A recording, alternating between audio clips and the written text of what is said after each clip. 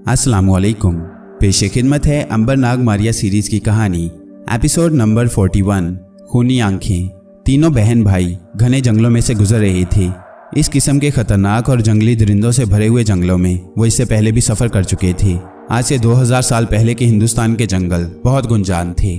उनमें बड़े बड़े आदमखोर किस्म के शेर और हाथी रहते थे। शहर बहुत कम थे और बड़ी दूर दूर आबाद थे। शहरों को जाने वाले रास्ते इन जंगलों में से होकर गुजरते थे। ये रास्ते कच्चे थे। यहाँ कई कई दिनों तक सफ़र करते चले जाएं तो आपको कोई शहर रास्ते में नहीं मिलेगा। इन रास्तों पर लोग काफिले बनाकर सफ़र करते थे। रास्ते में कहीं कहीं पड़ाव डालकर आराम करते और फिर सफ़र पर चल पड़ते।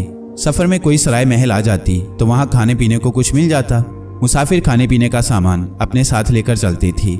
आज के ज़माने में तो सफ़र करना बड़ा आसान है, लेकिन आज से 2000 साल पहले सफ़र करना बड़ा मुश्किल था। अकेला आदमी तो सफ़र कर ही नहीं सकता था। अंबर, मारिया और नाग अकेले ही सफ़र कर रहे थे। इसकी एक वजह तो ये थी कि उनके अंदर पुरस्कार गैबी ताकतें थी कि वो बड़े से बड़े शेर, हाथी और डाकू का मुकाबला कर सकते थे। दूसरी वजह ये थी कि उन्हें कुछ मालूम ही नहीं था कि काफिला कहाँ से गुजरता है। हो सकता था कि उन्हें मालूम हो जाता तो वो किसी काफिले के साथ शामिल हो जाते। इतनी उन्हें खबर जरूर थी कि चंद्रगुप्त की राजधानी पाटलिपुत्र तक का सफ़र एक लंबा सफ़र है और ये कि वो ठीक रास्ते पर जा रही हैं। सफ़र करते करते उन्हें 10-12 दिन गुजर गए थे। उन्होंने कई दरिया पार किए, कई जंगलों में से गुजरे। रास्ते में कहीं कहीं कोई जंगली लोगों की आबादी भी मिली, जहां से उन्होंने खाने पीने की चीजें हासिल की और फिर सफर शुरू कर दिया। 15 दिनों के सफर के बाद वो एक ऐसे दरिया पर पहुंचे जो 2 पहाड़ों के बीच में से होकर बह रहा था। अब वो बहुत थक गए थे। उन्होंने उस दरिया के किनारे पड़ाव डालने का फैसला कर लिया। अपने घोड़े उन्होंने दरख्तों के दरमियान बांध दिए और आग जलाकर दरिया के किनारे बैठ गए। ये घोड़े उन्होंने अशरफियां देकर एक आबादी के लोगों से हासिल किए थे। उन जंगलों में घोड़ों के बगैर सफर करना बहुत मुश्किल था। खास तौर पर मारिया तो बिल्कुल ही पैदल सफर नहीं कर सकती थी। उन्होंने उस जगह झोले में से हिरन का गोश्त निकालकर भूना और पेट भरकर खाया। मारिया को नींद आ रही थी। वो ठंडी छांव में सो गई। मौसम गर्मी का था, धूप निकली हुई थी, छांव में ठंडक थी और खुशगवार हवा चल रही थी। नाग ने अंबर से कहा, अंबर भाई, हमें एक दूसरे के साथ सफर करते, जिंदगी बसर करते एक लंबा अरसा गुजर गया है। वक्त का असर मुझ पर नहीं हुआ और तुम पर भी नहीं हो सकता, लेकिन मेरा ख्याल है कि मारिया पर जरूर होगा। लेकिन चूंकि वो गायब रहती है इसलिए हमें अंदाजा नहीं हो सकता। मुझे यकीन है कि वो बूढ़ी हो चुकी होगी। अंबर ने कहा, नाग, अगर मारिया बूढ़ी हो चुकी होती तो उसकी आवाज़ भी बूढ़ी हो गई होती और फिर वो इस तरह हमारे साथ सफ़र न कर सकती। वो ज़रूर थक हार कर कब का हमारा साथ छोड़ चुकी होती। नाग ने पूछा, तो फिर तुम्हारा क्या ख्याल है, मारिया पर उम्र का असर नहीं हो रहा? अंबर ने कहा, मारिया एक आम औरत है, उस पर उम्र का असर ज़रूर हो रहा होगा, लेकिन मेरा ख्याल है कि जब तक वो गायब है वो बूढ़ी नहीं हो सकती। लेकिन जो ही उस पर से जादू का असर टूटा वो हमें इतनी बूढ़ी दिखाई देगी कि हम उसे पहचान ही नहीं सकेंगे। नाग बोला, ये तो बड़ी दर्दनाक बात होगी कि एक रोज़ हम अपनी बहन मारिया को इतना बूढ़ा देखेंगे कि हम उसे पहचान भी ना सकें। अंबर ने कहा, ये तो एक न एक दिन होकर रहेगा नाग भाई। मारिया एक आम औरत है, हम उसे बूढ़ा होने से नहीं रोक सकते। अभी तो खुद मारिया को भी ये एहसास नहीं है कि जिस रोज़ उस पर से अफरा से आपके जादू का असर टूटा वो अचानक इतनी बूढ़ी हो जाएगी कि शायद थोड़ी देर जिंदा रहने के बाद मर जाएगी। नाग उदास हो गया। अंबर ने कहा, यह तो हर दुनियादार इंसान के साथ एक न एक दिन होगा। जिस रोज़ मुझ पर दुआ का असर खत्म हुआ मैं भी एकदम बूढ़ा होकर मर जाऊंगा। हाँ, तुम्हारे बारे में मैं कुछ नहीं कह सकता क्योंकि तुम इंसान नहीं बल्कि एक सांप हो, और सांप भी वो हो जो 1000 बरस तक जिंदा रह चुका है। मेरा ख्याल है तुम अभी और 2000 साल तक इसी तरह जिंदा रह सकते हो। लेकिन मारिया को इस किस्म की कोई बात ना बताना, नहीं तो वो परेशान हो जाएगी। नाग ने कहा, मैं ऐसी बात उसे हरगिज नहीं बता सकता, तुम बेफिक्र रहो। थोड़ी देर वो इस किस्म की बातें करते रहे। ठंडी ठंडी हवा चल रही थी। अंबर को भी नींद आ गई। कुछ देर बाद नाग भी ऊँघने लगा। अब वो तीनों सोए हुए थे। आग बुझ गई थी। अचानक मारिया की आंख खुल गई। उसे प्यास लग रही थी। उसने देखा कि अंबर और नाग गहरी नींद सो रहे हैं। वो उठकर दरिया के किनारे पानी पीने चली गई। दरिया का पानी बड़ा मीठा और ठंडा था। वो झाड़ियों के ओट में होकर नहाने लगी। नहाने के बाद उसने कपड़े पहने और अपने बालों में उंगलियां फेर रही थी कि अचानक किसी ने पीछे से आकर उसके मुंह पर हाथ रख दिया। मारिया ने तिलमिलाकर पीछे देखा। एक भारी भरकम मोटा सा जंगली आदमी खड़ा उसे दबोच रहा था। पहले तो वो सोचकर हैरान हुई कि इस शख्स ने उसे देख कैसे लिया, क्योंकि वो तो गायब थी और किसी को दिखाई नहीं दे सकती थी। यह आदमी इस इलाके का एक बहुत बड़ा जादूगर जोनाश था, जिसने जादू के जोर से गायब मारिया को दरिया के किनारे बाल सुखाते देख लिया था। मारिया ने चीख मारकर अंबर और नाग को जगाने की कोशिश की, मगर जोनाश जादूगर की गिरफ्त इतनी सख्त थी कि उसका मुंह जरा सा भी न खुल सका। जोनाश जादूगर ने उसके मुंह में कपड़ा ठूंसकर उसका मुंह बंद कर दिया और कंधे पर उठाकर जंगल में ले गया। मारिया ने बहुत हाथ पांव मारे मगर वो अपने आप को जोनास जादूगर की गिरफ्त से आज़ाद न करा सकी। जंगल में जोनास जादूगर का घोड़ा खड़ा था। उसने मारिया को घोड़े पर डालकर उसके हाथ पांव रस्सी से बांध दिए और उसे लेकर घोड़ा दौड़ाते दरिया किनारे घने दरख्तों में गायब हो गया। अंबर और नाग की आंख खुली तो उन्होंने देखा कि मारिया अपनी जगह पर नहीं थी। अंबर ने नाग की तरफ और नाग ने अंबर की तरफ देखा। नाग ने पूछा, मारिया कहाँ चली गई अंबर भाई? अंबर ने कहा, मेरा ख्याल है दरिया पर गई होगी। दोनों उठकर दरिया किनारे आ गए। मारिया यहाँ भी नहीं थी। उन्होंने मारिया को आवाज़ें देना शुरू कर दी, लेकिन वहाँ मारिया होती तो उन्हें जवाब देती। उसे तो जादूगर जंगल में घोड़े पर अगवा किए भगाए लिए जा रहा था। अंबर और नाग परेशान हो गए कि उनकी बहन कहाँ चली गई। अगर वह दरिया में भी गिरती तो चीख कर उन्हें आवाज़ दे सकती थी। उन्होंने मारिया की किसी चीख की आवाज़ भी नहीं सुनी थी। कोई शख्स उसे अगवा भी नहीं कर सकता था, क्योंकि वो किसी को दिखाई ही नहीं देती थी। कोई जंगली दरिंदा भी उस पर हमला नहीं कर सकता था, क्योंकि वह जंगली दरिंदे को भी नजर नहीं आ सकती थी। अंबर ने कहा, अगर उस पर कोई शेर या हाथी हमला करता तो शेर की धार से उसकी आंख खुल सकती थी, या कम से कम मारिया ही शोर मचाकर हमें जगा सकती थी। ऐसा भी नहीं हुआ। हमने ना तो किसी शेर के धाड़ने की आवाज़ सुनी और ना मारिया के शोर की आवाज़। आखिर वह गई तो गई कहाँ? दोनों भाई परेशान होकर जंगल में इधर उधर मारिया को तलाश करने लगे। वो मारिया को बार बार आवाज़ें दे रहे थे। उनकी आवाज़ों के शोर से दरख्तों पर बैठे हुए परिंदे उड़कर भाग गए। वो दरिया किनारे आ गए। एक जगह उन्होंने घोड़ों के सुम्मों के निशान देखे। वो इन निशानों को गौर से तकने लगे। वो अपने अपने घोड़े पर सवार हुए और उन्होंने घोड़े के सुम्मों के निशानों का पीछा करना शुरू कर दिया। निशान जंगल में दाखिल हो गए थे। वो भी जंगल में दाखिल हो गए। काफी दूर जाकर घोड़ों के पांव के निशान एक तरफ मुड़ गए। अंबर और नाग भी उसी तरफ को घूम गए। अब सामने दरिया आ गया। निशान इसी तरफ जा रहे थे। किनारे पर जाकर निशान दरिया में उतर गए थे। अंबर ने कहा, मुझे यकीन है किसी ने मारिया को अगवा करके घोड़े पर बिठाया है और वह उसे लेकर दरिया पार कर गया है। नाग बोला, मगर अंबर भाई ये कैसे हो सकता है? एक आम आदमी मारिया को किस तरह देख सकता है? अंबर ने कहा, यह इस बात का सबूत है कि मारिया को अगवा करने वाला कोई आम आदमी नहीं है। वो जरूर कोई बहुत बड़ा जादूगर है। एक जादूगर ही मारिया को गायब हालत में भी देख सकता है। आम आदमी उसे कभी नहीं देख सकता और ना उसे अगवा कर सकता है। मगर यहाँ जादूगर कहाँ से आ गया? नाग ने पूछा। अंबर बोला, नाग भाई ये हिंदुस्तान है और यहाँ बहुत बड़े बड़े जादूगर रहते हैं। हो सकता है कोई जबरदस्त जादूगर इधर से गुजर रहा हो और उसकी नज़र मारिया पर पड़ गई हो। उसने मारिया का मुंह बंद करके उसे उठाया और घोड़े पर डालकर ले गया। नाग ने कहा, इसका मतलब ये हुआ कि हमें घोड़े के निशानों के साथ साथ दरिया पार करना होगा। लेकिन ये कहाँ से साबित होता है कि जिस घोड़े के कदमों के निशानों का हम पीछा कर रहे हैं उस घोड़े पर मारिया को अगवा किया गया? अम्मा ने कहा, अगर हम ये फर्ज नहीं करेंगे तो मारिया को कभी तलाश नहीं कर सकेंगे। हमें इस घोड़े के निशानों के साथ साथ चलना होगा। मेरा दिल कह रहा है कि मारिया को इस रास्ते से ले जाया गया है, तो फिर चलो दरिया पार करते हैं। दोनों भाइयों ने खुदा का नाम लेकर दरिया में घोड़े डाल दिए। पहाड़ी इलाका होने की वजह से दरिया का बहाव तेज था। दरिया गहरा भी था। बीच में बड़े बड़े पत्थर पड़े थे जो चट्टानों जितने थे। घोड़े ने दरिया में उतरते ही तैरना शुरू कर दिया। घोड़े अंबर और नाग को दरिया में से निकालकर पार ले गए। दरिया पार जाकर उन्होंने जमीन देखी तो वहां घोड़े के कदमों के निशान गायब थे। अब क्या करें, किधर जाएं? घोड़े के कदमों के निशान तो यहाँ कहीं भी दिखाई नहीं दे रहे हैं अंबर भाई। अंबर ने जमीन को गौर से देखते हुए जवाब दिया, ये जगह पथरीली है, यहाँ घोड़े के कदमों के निशान नहीं पड़ सकते। बहरहाल हमें फर्ज करना ही होगा कि मारिया को इसी रास्ते से ले जाया गया है। आओ हम आगे बढ़ते हैं। अंबर और नाग आगे चल पड़े। जोनास जादूगर मारिया को घोड़े पर भगा कर लिए जा रहा था। वो बड़ा होशियार जादूगर था। उसे ख्याल था कि मारिया का पीछा करने कोई ना कोई जरूर आएगा। चुनाचे उसने दरिया पार करते ही घोड़े का रुख पानी में किनारे किनारे जुनूब की तरफ कर दिया था और काफी आगे जाकर पथरीली जमीन पर बाहर निकल आया। यहाँ उसने घोड़े को छोड़ दिया और किनारे पर रखी हुई एक छोटी सी कश्ती में सवार हो गया। कश्ती दरिया में चलते चलते काफी फासले पर एक चट्टान के पीछे घूमकर दूसरे किनारे पर जा लगी। जोनास जादूगर ने कश्ती को एक जगह झाड़ियों में छुपा दिया और किनारे पर आकर पहाड़ी के साथ साथ मारिया को कंधे पर उठाए पैदल ही चलना शुरू कर दिया। पहाड़ी रास्ता एक जगह टीले के अंदर घूम गया। यहाँ एक छोटा सा दर्रा टीले के अंदर की जाने मुड़ता था। जोनास जादूगर उधर को मुड़ गया। जरा आगे जाकर टीले में बड़े बड़े पत्थरों के दरमियान एक जगह घनी झाड़ियां उगी हुई थी। जादूगर उन झाड़ियों में दाखिल हो गया। उन झाड़ियों के अंदर एक पथरीला तंग सा रास्ता गार की तरफ टीले के अंदर चला गया था। जादूगर गार के अंदर आ गया। मारिया का मुंह कपड़े से बंद था, मगर उसकी आंखें खुली थी और वह सारे रास्ते को गौर से देखती चली जा रही थी। जोनास जादूगर ने यह सोचा ही नहीं था कि मारिया की आंखों पर भी पट्टी बांध दे ताकि वो कहीं भाग ना जाए।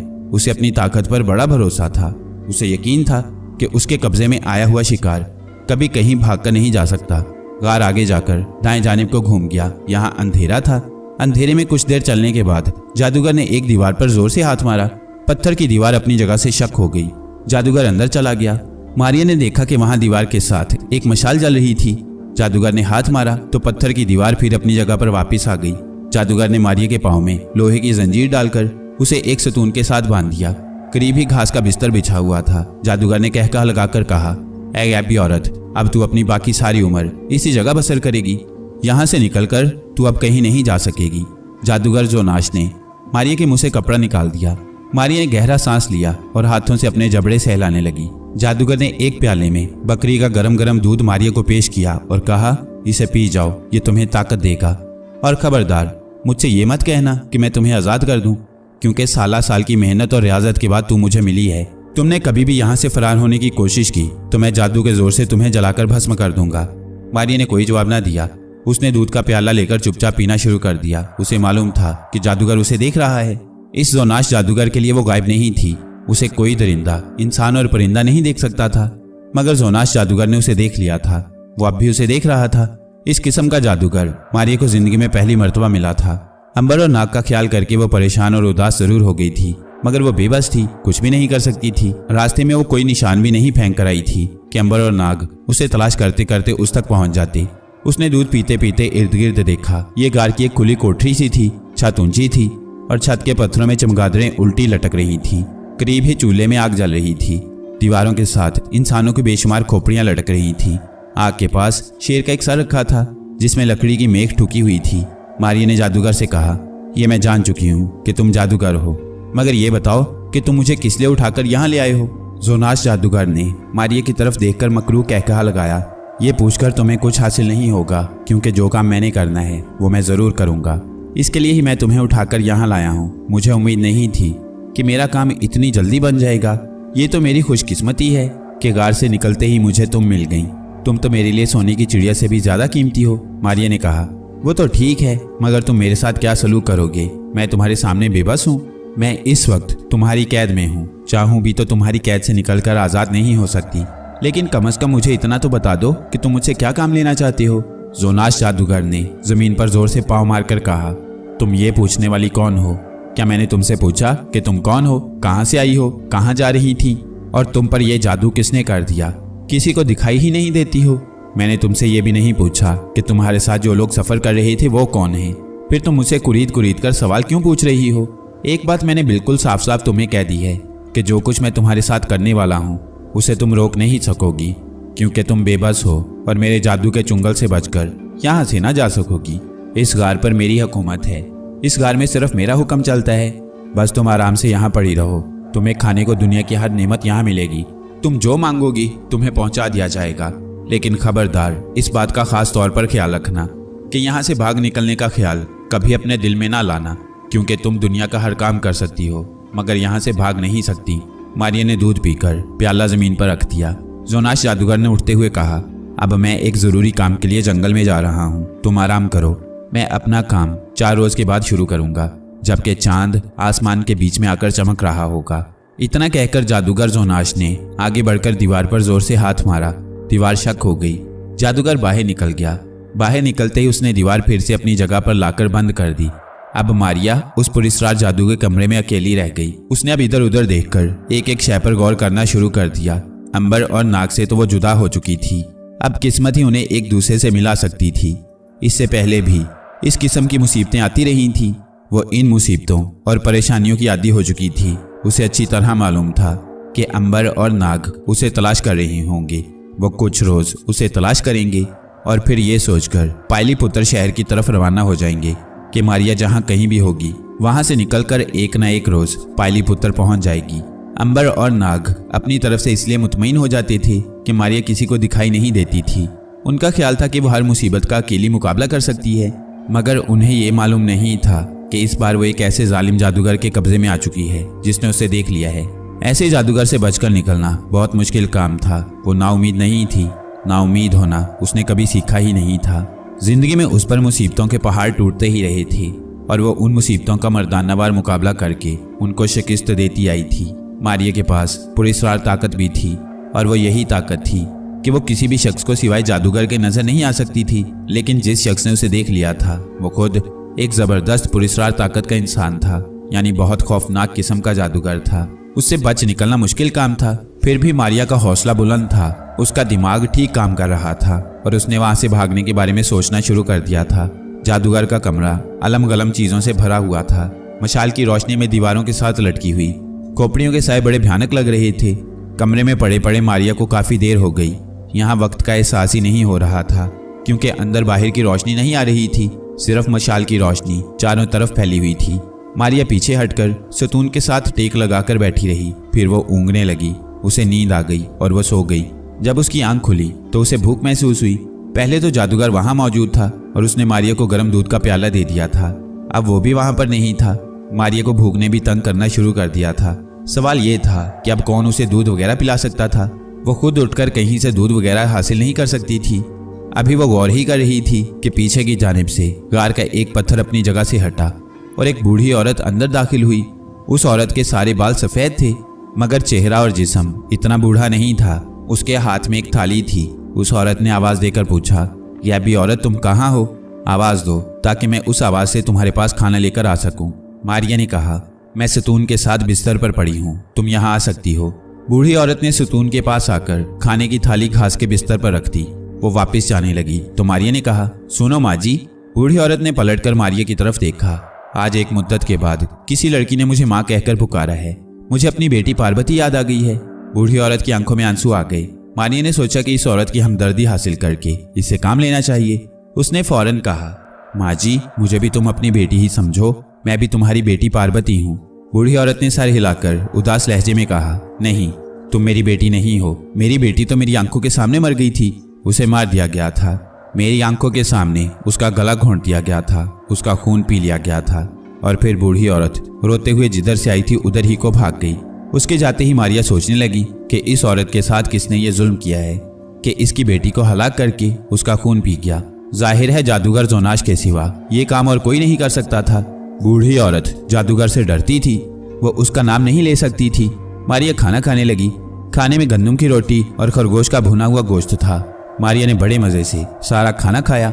उसने हर किस्म का गम फिक्र दिल से निकाल दिया था और अब बड़े सुकून के साथ वहां से भागने की तरकीबों पर गौर करना शुरू कर दिया था, क्योंकि वो खूब अच्छी तरह से जानती थी कि इंसान परेशान होकर कुछ नहीं सोच सकता। इंसान के लिए यही बेहतर है कि अगर उस पर कोई मुसीबत आए तो वो बड़े ठंडे दिल के साथ उस मुसीबत में से निकलने की तरकीब पर गौर करना शुरू कर दे।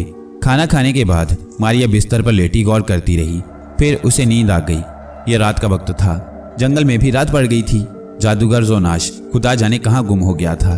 अंबर और नाग मारिया को तलाश करते करते पागल होकर जंगल में एक जगह थक हार कर बैठ गए थे। वो जादूगर जोनाश की गार तक कभी भी नहीं पहुंच सकते थे, क्योंकि वो बड़ी पुरस्कार और खुफिया जगह पर थी। सारा दिन वो मारिया को तलाश करते फिरे थे। घोड़े के कदमों के निशान भी गायब हो गए थे। रात को वो जंगल में एक जगह दरख्तों तले आग जलाकर बैठ गए। अंबर ने कहा, खुदा जाने मारिया के साथ क्या गुजरी है। बेचारी इस वक्त कहाँ होगी। कम से कम इस जंगल में तो वो किसी जगह पर नहीं है। नाग ने कहा, अंबर भाई, मारिया आसानी से किसी के काबू में नहीं आ सकती। अगर किसी ने जादू के जोर से उस पर काबू पाया है तो मारिया उसके काबू से एक न एक दिन निकलकर जरूर हमारे पास वापस आ जाएगी। पहले भी वो बड़ी बड़ी मुसीबतों से निकलकर हमारे पास पहुंच गई थी, अब भी पहुंच जाएगी, क्योंकि अब हम उसे जंगल में सारी जिंदगी तलाश नहीं कर सकते। जहां जहां उसे ढूंढा जा सकता था हमने उसे ढूंढ लिया है। मेरा ख्याल है कि अब हमें मारिया की तलाश छोड़कर आगे पायलीपुत्र के शहर की तरफ सफर करना शुरू कर देना चाहिए। मारिया को मालूम है कि हम पायलीपुत्र की तरफ ही जा रहे हैं। वो एक न एक दिन वहां पहुंच जाएगी। अंबर भाई, तुम मुझसे ज्यादा अक्लमंद हो, मुझसे ज्यादा बेहतर सोच सकते हो। अगर तुम्हारा यही ख्याल है तो ठीक है। अब तो हम पायलीपुत्र के सिवा और कहीं नहीं जा सकते, इसलिए कि मारिया जहां कहीं भी होगी वहां से फरार होकर सीधी पायलीपुत्र पहुंचने की कोशिश करेगी। दोनों भाइयों ने यही फैसला किया कि उन्हें मारिया को उसके हाल पर छोड़कर पायलीपुत्र की सिमत रवाना हो जाना चाहिए। वो इसके सिवा और कुछ कर भी नहीं सकते थे। उनके पास यही एक रास्ता था। वो रात उन्होंने जंगल में कुछ जागकर और कुछ सोकर गुजार दी। सुबह उठकर उन्होंने अपना मुख्तसर सा सामान बांधा और घोड़ों पर सवार होकर पायलीपुत्र की तरफ चल पड़े। दूसरी तरफ मारिया ने भी जोनाश जादूगर के अंधेरे गार में रात गुजार दी। सुबह वो सोकर उठी तो उसने देखा कि गार की छत में एक छोटा सा सुराख था, जिसमें से सुबह की हल्की हल्की रोशनी अंदर आ रही थी। उस रोशनी में मारिया ने एक बार फिर बड़े गौर से कोठरी में इधर उधर देखा। दीवारों पर इंसानों की खोपड़ियां उसी तरह लटक रही थी। वही औरत उसके लिए कावा और दूध लेकर अंदर आई। मारिया ने उससे बातें करने की कोशिश की, मगर वो औरत डरी हुई मालूम होती थी। साफ पता चल रहा था कि उसे अपनी जान का खतरा है और मारिया के साथ घुल मिलकर बातें करते हुए घबरा रही है। मारिया ने उसे जाते हुए देखकर कहा, माताजी, क्या आप मुझसे बात नहीं करेंगी? क्या आप मुझे नहीं बताएंगी कि आपकी बेटी पार्वती को किसने मार डाला? बूढ़ी औरत ने पलटकर मारिया को देखा और कहा, नहीं नहीं, ऐसी बात फिर जुबान पर ना लाना, कभी जुबान पर ना लाना। मेरी पार्वती भगवान के पास चली गई है, वो वापस नहीं आएगी। अब तुम भी भगवान के पास जा रही हो, तुम भी जा रही हो। ये कहकर बूढ़ी औरत डरती हुई कोठरी के पिछले दरवाजे से बाहर निकल गई। मारिया बड़ी परेशान हुई। इस कैद में यही एक सहारा था जिसके साथ मिलकर मारिया वहां से बाहर निकल सकती थी। इसके सिवा और कोई शख्स मारिया के काम नहीं आ सकता था। वो चुपचाप घास के बिस्तर पर बैठकर नाश्ता करने लगी। नाश्ते के बाद वो गौर करने लगी कि अगर ये बूढ़ी औरत उसकी मदद करने पर राजी ना हुई तो फिर वो वहां से कैसे भाग सकेगी। बूढ़ी औरत की इस बात ने उसे और ज्यादा परेशान कर दिया था। अब वो भी भगवान के पास जा रही है तो क्या जादूगर जोनास उसे कत्ल करने के लिए वहां लाया था? मारिया को इतना जरूर मालूम हो गया था कि जादूगर ने उसे एक खास मतलब के लिए अगवा किया है। वो उससे कोई खास काम लेना चाहता था। वो काम क्या है ये उसे मालूम नहीं था। वो ये बात भी बूढ़ी औरत से पूछना चाहती थी, लेकिन बूढ़ी औरत मारिया से बात करते हुए सख्त घबरा रही थी। उसे लगता था कि उसे अपनी जान का खतरा है। मारिया बिस्तर पर लेट गई और अंबर और नाग के बारे में सोचने लगी। उसके दोनों भाई अगर उसके पास होते तो वो कब की जादूगर की कैद से आज़ाद हो चुकी होती। वो लोग सोकर उठे होंगे तो मारिया को गायब पाकर बेहद परेशान हुए होंगे। शाम को जादूगर जोनास अचानक अंदर आ गया। उसने गले में इंसानी खोपड़ियों का हार डाल रखा था और उसके हाथ में किसी जानवर के बाजू की हड्डी थी। वो बड़ा खौफनाक लग रहा था। उसने मारिया की आंखों में आंखें डालकर कहकहा लगाया और कहा, मारिया, आज की रात तुम्हारी आखिरी रात है। तुम्हें जिस कदर सोचना और दुआएं मांगनी है मांग ले। आज के बाद तुम इस दुनिया में जिंदा नहीं होगी। मारिया ने भड़क कर पूछा, आखिर तू मुझे क्यों हलाक कर रहा है? मैंने तेरा क्या बिगाड़ा है? जादूगर ने हड्डी मारिया के सर के ऊपर घुमाते हुए कहा, तूने मेरा कुछ नहीं बिगाड़ा। तू मेरा कुछ बिगाड़ भी नहीं सकती, मगर तू मेरा संवार बहुत कुछ सकती है। जो काम दुनिया की कोई औरत, कोई मर्द नहीं कर सकती, वो तुम कर सकती हो और करोगी। तुम अगर ना भी चाहो तो मैं वो काम तुमसे लेकर रहूंगा। मारिया ने कहा, तुम मुझसे क्या काम लेना चाहते हो? जादूगर जोनास ने मरे हुए बिल्लों की राख नस्वार की तरह सूंघकर कहा, सुनो, मैं एक ऐसी जिंदगी की तलाश में हूँ जिसको कभी मौत नहीं है। मैं जादूगर हूँ, मगर मुझ में इतनी ताकत नहीं है कि मैं इस जिंदगी को लंबा कर सकूं। मैं अपनी मर्जी के मुताबिक ज्यादा देर तक जिंदा नहीं रह सकता। मैं मौत के साथ मुकाबला नहीं कर सकता। जादूगरी की पुरानी किताब में लिखा है कि अगर कोई जादूगर 2 बरस तक दरिया में आधी रात को एक टांग पर खड़ा होकर मंत्र पढ़े और फिर 2 बरस गुजर जाने के बाद अगर वो किसी ऐसे इंसान का जी भरकर खून पिए जो नजर ना आ रहा हो, तो फिर उसमें इतनी ताकत पैदा हो जाएगी कि वो जितनी देर तक चाहे जवान और जिंदा रह सकेगा। मैंने 2 बरस तक दरिया में एक टांग पर खड़े होकर रातों को वजीफा किया है। मेरी खुशकिस्मती है कि मुझे तुम इतनी जल्दी नजर आ गई। अब मैं तुम्हारे जिस्म का सारा खून पी जाऊंगा और फिर हमेशा हमेशा के लिए जवान और जिंदा हो जाऊंगा। हिसाब के मुताबिक कल की रात इस काम के लिए बड़ी अच्छी है, क्योंकि कल चांद ग्रहण में होगा। कल मैं तेरी गर्दन काटकर तेरे बदन का सारा खून पी जाऊंगा। जादूगर जोनास कह के ही मारता हुआ वहां से बाहर निकल गया। एक बार तो मारिया के बदन में कपकपी सी दौड़ गई। कमबख्त ये खबीस जादूगर सचमुच उसे हलाक करने की तैयारियां कर रहा था। अब क्या किया जाए? अंबर की तरह उसके अंदर इतनी ताकत नहीं थी कि मौत उस पर असर न कर सके। उसका दिमाग तेजी से काम करने लगा। उसे हर हालत में आज रात या कल सुबह मुंह अंधेरे यहाँ से फरार हो जाना चाहिए। इसके लिए बूढ़ी औरत ही उसकी मदद कर सकती थी, मगर वो तो बात करते घबरा रही थी। कोई बात नहीं, मैं उसका दिल जीत कर रहूंगी। मारिया ने दिल में फैसला कर लिया। वो बूढ़ी औरत का इंतजार करने लगी।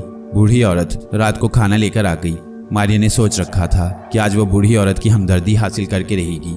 बूढ़ी औरत ने खाना मारिया के करीब ही अंदाजे से रख दिया। खाना जरा दूर था क्योंकि बूढ़ी औरत को मारिया नजर नहीं आ रही थी। मारिया ने उसे कहा कि उसने खाना बहुत दूर रख दिया है, उसे करीब करके रखे।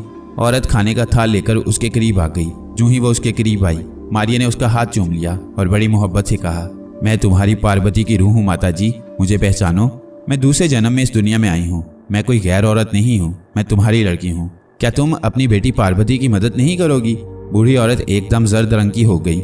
मारिया ने कहा, मैं जन्नत के एक बाग में बड़े आराम से सो रही थी कि तुम्हारी बेटी पार्वती की रूह ने मेरे सामने आकर कहा कि वो मेरे जिस्म में दाखिल होकर दुनिया में जाकर अपनी माँ से मिलना चाहती है। उसने ये बात इतने दर्दनाक अंदाज में की कि मैं तैयार हो गई। फिर तुम्हारी बेटी की बेकरार रूह मेरे जिस्म के अंदर दाखिल हो गई। मैंने अपनी रूह को जन्नत के बाग में ही छोड़ दिया और पार्वती की रूह बनकर इस जंगल में तुम्हारी तलाश में फिर रही थी कि अचानक ये खबीस जादूगर मुझे अगवा करके ले आया। माताजी, अपनी बेटी पार्वती को इस जालिम शख्स के जुल्म से बचाएं। अगर आपने मेरी मदद ना की तो ये जालिम शख्स आपकी पार्वती को एक बार फिर हलाक कर देगा। इसने पहले भी मुझे हलाक किया था। इसने मेरी गर्दन काटी थी और खून पिया था। मैं आज़ाद होकर इस जालिम से अपनी पहली मौत का बदला लेना चाहती हूँ। मेरी मदद करें, भगवान के लिए मेरी मदद करें। इस तकरीर का बूढ़ी औरत पर बड़ा असर हुआ। वो एक जाहिल बूढ़ी औरत थी। उसने एक पल के लिए बड़ी मोहब्बत से मारिया की तरफ देखा और उसके सर के बालों को प्यार करके कहा, शायद तुम ठीक कहती हो, शायद तुम ही मेरी बेटी की रूह हो। तुम्हारी शक्ल तो कुछ कुछ मेरी बेटी से मिलती जुलती है। जब से तुमने खुद को मेरी बेटी बताया है, मेरे अंदर जादूगर से बदला लेने की आग भड़क उठी है। मारिया ने जल्दी से कहा, फिर तुम उससे मेरी मौत का बदला क्यों नहीं लेती माताजी? वो तो मुझे एक बार फिर कत्ल करके मेरा खून पीने की तैयारियां कर रहा है। क्या तुम अपनी बेटी की मदद नहीं करोगी? बूढ़ी औरत ने खौफजदा होकर कहा, पार्वती बेटी, जादूगर जोनाश से बदला लेना कोई आसान काम नहीं है। क्यों माताजी? इसलिए बेटी के जादूगर जोनाश की जान उसके अपने जिस्म में नहीं है। उसकी जान एक ऐसे तोते में है जो इस पहाड़ के सबसे निचले गार के एक कुएं में पिंजरे में बंद लटक रहा है, और जो कोई भी उसके पास जाता है वो उसकी शक्ल देखकर जोर जोर से चिल्लाता है, जिसकी आवाज़ सुनकर कुएं का अजदहा फुंकारता हुआ बाहर निकल आता है और उस शख्स को डसकर मार डालता है। फिर भला हम उस जालिम शख्स से किस तरह बदला ले सकते हैं? मारिया ने कहा, माता, शायद तुम भूल गई हो कि मैं तोते को नजर नहीं आऊंगी। इस तरह मैं उसे बड़ी आसानी से गर्दन मरोड़कर हलाक कर सकती हूँ। बूढ़ी औरत ने चौंक कर मारिया की तरफ देखा। अरे हाँ पार्वती बेटी, मैंने तो इस पर ध्यान ही नहीं दिया था। तुम तो किसी को नजर नहीं आती, तुम तो गायब हो। अगर तुम तोते के पास जाओगी तो वो तुम्हें देखकर शोर नहीं मचाएगा। तुम बड़ी आसानी से तोते की गर्दन मरोड़ सकती हो। मारिया ने कहा, यही तो मैं भी कह रही हूँ माताजी। अब आप मुझे बताएं कि आप मेरी मदद करने को तैयार हैं? क्या आप अपनी बेटी की जान नहीं बचाएंगी? जरूर तुम्हारी जान बचाऊंगी। इस जालिम जादूगर ने मेरी बच्ची को कत्ल किया है। मैं दूसरी बार अपनी बच्ची के साथ ये जुल्म नहीं होने दूंगी। मैं तुम्हारी मदद जरूर करूंगी। मारिया ने कहा, तो फिर माताजी, तुम सबसे पहला काम ये करो कि मेरे पाँव में बंधी हुई जंजीर को तोड़ने में मेरी मदद करो। फिर मुझे ये बताओ कि वो तय खाना, वो गार कहाँ है जिसके अंदर लटकते हुए तोते का पिंजरा है। मैं अभी तुम्हारे पाँव की जंजीर तोड़े देती हूँ। मारिया ने पूछा, जादूगर आज रात कहाँ पर होगा? बूढ़ी औरत ने कहा, वो इस गार से दूर दरिया की चट्टान पर सारी रात देवताओं की पूजा पाठ करेगा। फिक्र न करो, वो आज रात यहाँ नहीं आएगा। तो फिर जल्दी से कोई चीज लाकर मेरे पाँव की जंजीर काट दो। मैं अभी लाती हूँ। बूढ़ी औरत कोई कुल्हाड़ी लेने चली गई। मारिया ने खुदा का शुक्र अदा किया कि बूढ़ी औरत पर उसने असर डालकर अपनी मदद के लिए राजी कर लिया था। थोड़ी देर के बाद बूढ़ी औरत वापस आई तो उसके हाथ में बड़ी तेज किस्म की कुल्हाड़ी पकड़ी हुई थी। ये लो बेटी, इसके सिवा यहाँ और कोई शय नहीं है जिससे ये जंजीर कट सके। ये ठीक रहेगी माताजी, इसे मेरे हाथ में दे दो। बूढ़ी औरत ने कुल्हाड़ी मारिया को पकड़ा दी। मारिया ने अपना पाँव फैला दिया। कुल्हाड़ी दोनों हाथों में थामकर पूरी ताकत से जंजीर पर मारी। खटाक की आवाज पैदा हुई। कितनी ही बार कुल्हाड़ी चलाने से पाँव की जंजीर कटकर दूर जा गिरी। मारिया उठकर खड़ी हो गई। अब वो आजाद थी। उसने बूढ़ी औरत से कहा, माताजी, अब मुझे ये बताओ कि नीचे गार को कौन सा रास्ता जाता है और क्या यहाँ दूसरा पहरेदार तो नहीं है? बूढ़ी औरत ने कहा, एक हबशी गुलाम पहरेदार है, मगर शायद वो सो रहा है। आओ, मैं तुम्हें नीचे कुएं वाले तहखाने में लिए चलती हूँ। आओ बेटी, मेरे साथ आओ। बूढ़ी औरत आगे आगे चल पड़ी और मारिया उसके पीछे पीछे चलने लगी। अभी उन्होंने एक कदम ही उठाया था कि अचानक कोठरी में हबशी नमूदार हुआ और उसने जो सुतून के साथ जंजीर को टूटा हुआ देखा तो गरज कर बोला, और बूढ़ी खूसट औरत, मेरे आका का कैदी कहाँ है? क्या तूने उसे भगा दिया? बूढ़ी औरत लरस गई। नहीं नहीं, मैंने उसे भगाया नहीं। हबशी गुलाम ने आगे बढ़कर बूढ़ी औरत की गर्दन पकड़कर कहा, मक्कार औरत, ये सब तेरी कारस्तानी है। वो औरत यहाँ से फरार हो गई है। उसकी जंजीर टूटी हुई है। मैं तुझे जिंदा नहीं छोड़ूंगा। मैं तुम्हें गर्दन से बांधकर इस जगह कैद कर दूंगा और जब कल मेरा आका आएगा तो वो तुम्हारे टुकड़े टुकड़े कर देगा। क्या तुम्हें मालूम नहीं था कि कल रात मेरे आका ने उस कैदी औरत का खून पीना था? बूढ़ी औरत का खून खुश्क हो गया। वो कांपने लगी। मारिया अलग होकर खड़ी हो गई थी। बूढ़ी औरत ने चीख मारकर कहा, बेटी पार्वती, मेरी मदद करो। हबशी ने चौंक कर कहा, अब तू अपनी बेटी की रूह को बुला रही है। याद रख, तुम्हारी बेटी पार्वती की रूह तुम्हारी मदद को कभी नहीं आएगी। अब तेरी मौत का वक्त आ गया है। देवता मुझ पर मेहरबान थे कि मैंने तुम्हें पकड़ लिया, नहीं तो जादूगर आका मुझ पर शक करता और मुझे जान से हाथ धोना पड़ता। मारिया ने बूढ़ी औरत की जान हर हालत में बचानी थी। उसकी जिंदगी के साथ ही मारिया की भी जिंदगी थी। उसकी मदद के बगैर मारिया उस गार की भूल भुलैयों से बाहर नहीं निकल सकती थी। मारिया ने करीब पड़ा हुआ कुल्हाड़ा चुपके से उठा लिया। कुल्हाड़ा मारिया के हाथों में आते ही गायब हो गया। हप्सी को बिल्कुल पता न चल सका कि मारिया उसी कोठरी में कुल्हाड़ा लिए उसके पीछे खड़ी है। हप्सी औरत को घसीटता हुआ सतून के पास ले गया ताकि वहां उसे जंजीर के साथ बांधकर कैद कर ले। जो ही वह सतून के पास जाकर जंजीर उठाने के लिए जमीन पर झुका, मारिया ने पूरी ताकत से कुल्हाड़ा उसके सर पर दे मारा। हप्सी बड़ा ताकतवर था, वो चकराया मगर खड़ा हो गया और तलवार निकालकर हवा में चलाने लगा। मारिया पीछे हट गई। हप्सी ने बूढ़ी औरत पर वार किया। वो औरत को खत्म कर देना चाहता था। अगर वो औरत जमीन पर ना बैठ जाती तो तलवार से उसका सर कलम हो गया होता। मारिया ने अब वक्त ज़ाया करना गवारा न किया। उसने कुल्हाड़ी वाला हाथ तेजी से उठाया और हप्सी के सर पर दूसरा वार कर दिया। दूसरा वार बड़ा कारी लगा। हप्सी की खोपड़ी के 2 टुकड़े हो गए। वो चक्कर खाकर जमीन पर धड़ाम से गिर पड़ा। खून का फुवारा बहने लगा। मारिया ने कहा, माताजी यहाँ से जल्दी से चलो, हमें अभी नीचे गार में जाकर जादूगर के तोते को भी हलाक करना है। बूढ़ी औरत आगे आगे चल पड़ी। मारिया उसके पीछे चल रही थी। वो उसे एक तंग सी कोठरी में से लेकर सीढ़ियां उतरने लगी। ये सीढ़ियां भी अंधेरी थीं। बूढ़ी औरत ने मारिया का हाथ थाम लिया। सीढ़ियों की छत से पानी टपक रहा था। मारिया ने पूछा, अभी हमें कहाँ जाना होगा? बस एक सीढ़ी और उतरनी होगी। दूसरी सीढ़ी पहली सीढ़ी से ज्यादा तंग और ज्यादा अंधेरी थी। मारिया दीवार का सहारा लेकर नीचे उतरी। आखिरी सीढ़ी के बाद एक दालान आ गया जिसकी छत नीची थी। पत्थरों के कुदरती सतून बने हुए थे। उस दालान में आकर बूढ़ी औरत ने मारिया का हाथ थाम लिया और कान के करीब आकर सरगोशी में कहा, बेटी, अब इसके आगे मैं नहीं जा सकती। आगे वो कुआं है जिसके अंदर पिंजरे में वो तोता लटक रहा है, जिसके अंदर जादूगर जोनाश की जान है। अगर मैं आगे गई तो तोता मुझे देखकर शोर मचा देगा और अजधा निकलकर हम दोनों को डसकर हलाक कर देगा। मारिया ने सरगोशी में कहा, क्या कुएं के अंदर उतरने की कोई सीढ़ी है? बूढ़ी औरत ने कहा, हाँ, इसके अंदर एक सीढ़ी जाती है। उस सीढ़ी पर से उतरकर जादूगर उस तोते को कभी कभी बादाम खिलाया करते हैं। तुम बाएं जानिब से कुएं की मुंडेर पर जाना, वहां से तुम्हें एक सीढ़ी नीचे उतरती मिलेगी। नीचे वो पिंजरा होगा। बस अब मैं ज्यादा बातें नहीं करूंगी। अगर तोते ने हमारी आवाज सुन ली तो क्यामत आ जाएगी। अब तुम जाओ। मारिया ने बूढ़ी औरत को उसी जगह सीढ़ी पर छोड़ा और खुद कुएं की तरफ दबे दबे कदम उठाती हुई बढ़ी। उसे मालूम था कि अगर उससे जरा सी भी गलती हो गई तो सारे किए कराए पर पानी फिर जाएगा। फिर वो तो जादूगर से भी अपने आप को ना छुपा सकेगी। वो तो उसे जरूर जान से मार देगा। ये बड़ा खतरनाक वक्त था। वो मौत के सफर पर जा रही थी। अगर जरा सा पांव फिसला तो वह धड़ाम से मौत के कुएं में गिर पड़ेगी। मारिया चलते चलते कुएं के पास आ गई। उसने नीचे देखा, एक सीढ़ी कुएं के अंदर जा रही थी। मारिया कुएं के अंदर उतरने लगी। कुएं के अंदर उतरकर उसने देखा कि सामने जंजीर के साथ पिंजरे में एक बड़ा सा तोता लटक रहा है। वो खुशी से गर्दन हिला रहा था। यही वो तोता था जिसमें जोनाश की जान थी। तोते ने मारिया को नहीं देखा क्योंकि मारिया उसे नजर नहीं आ रही थी। मारिया ने गौर से देखा कि पिंजरे की एक खिड़की खुली थी। मारिया ने हाथ पिंजरे की तरफ बढ़ाया। वो डरकर वहीं रुक गई क्योंकि उसे खतरा था कि अगर कहीं उसका हाथ गलत पड़ गया और तोते को शुबा हो गया कि कोई उसे पकड़ने की कोशिश कर रहा है तो वो एकदम शोर मचा देगा और अजदहा यहीं कहीं से निकलकर उसे और बूढ़ी औरत को हलाक कर देगा। वो सोच समझकर हाथ बढ़ा रही थी। मारिया ने चुपके से अपना हाथ पिंजरे के अंदर डाल दिया।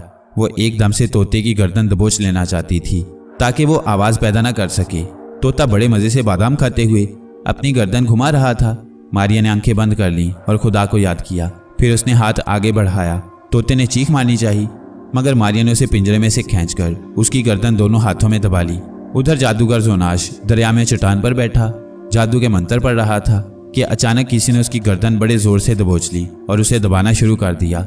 वो तड़पकर चट्टान से गिर पड़ा। उसने अपने दोनों हाथ गर्दन पर कर लिए। वो समझ गया कि कोई दुश्मन तोते के पास पहुंचकर उसकी गर्दन दबा रहा है। अगर जादूगर की थोड़ी सी भी आवाज निकल सकती तो वो कोई ना कोई जादू का मंत्र पढ़कर फूंकता और आजाद हो जाता। वो जादू कर सकता था लेकिन इस वक्त तो उसकी गर्दन के गिर्द किसी ने अपने हाथों का शिकंजा डाल रखा था। उसका सांस रुकने लगा। जादूगर तड़पने लगा। उसकी एक चीख तक नहीं निकल रही थी। मारिया ने पूरी ताकत से तोते की गर्दन मरोड़ डाली। तोते की गर्दन कटकर मारिया के हाथ में आ गई। उधर दरिया की चट्टान पर जादूगर की गर्दन भी टूटकर अलग हो गई और दरिया में जा गिरी।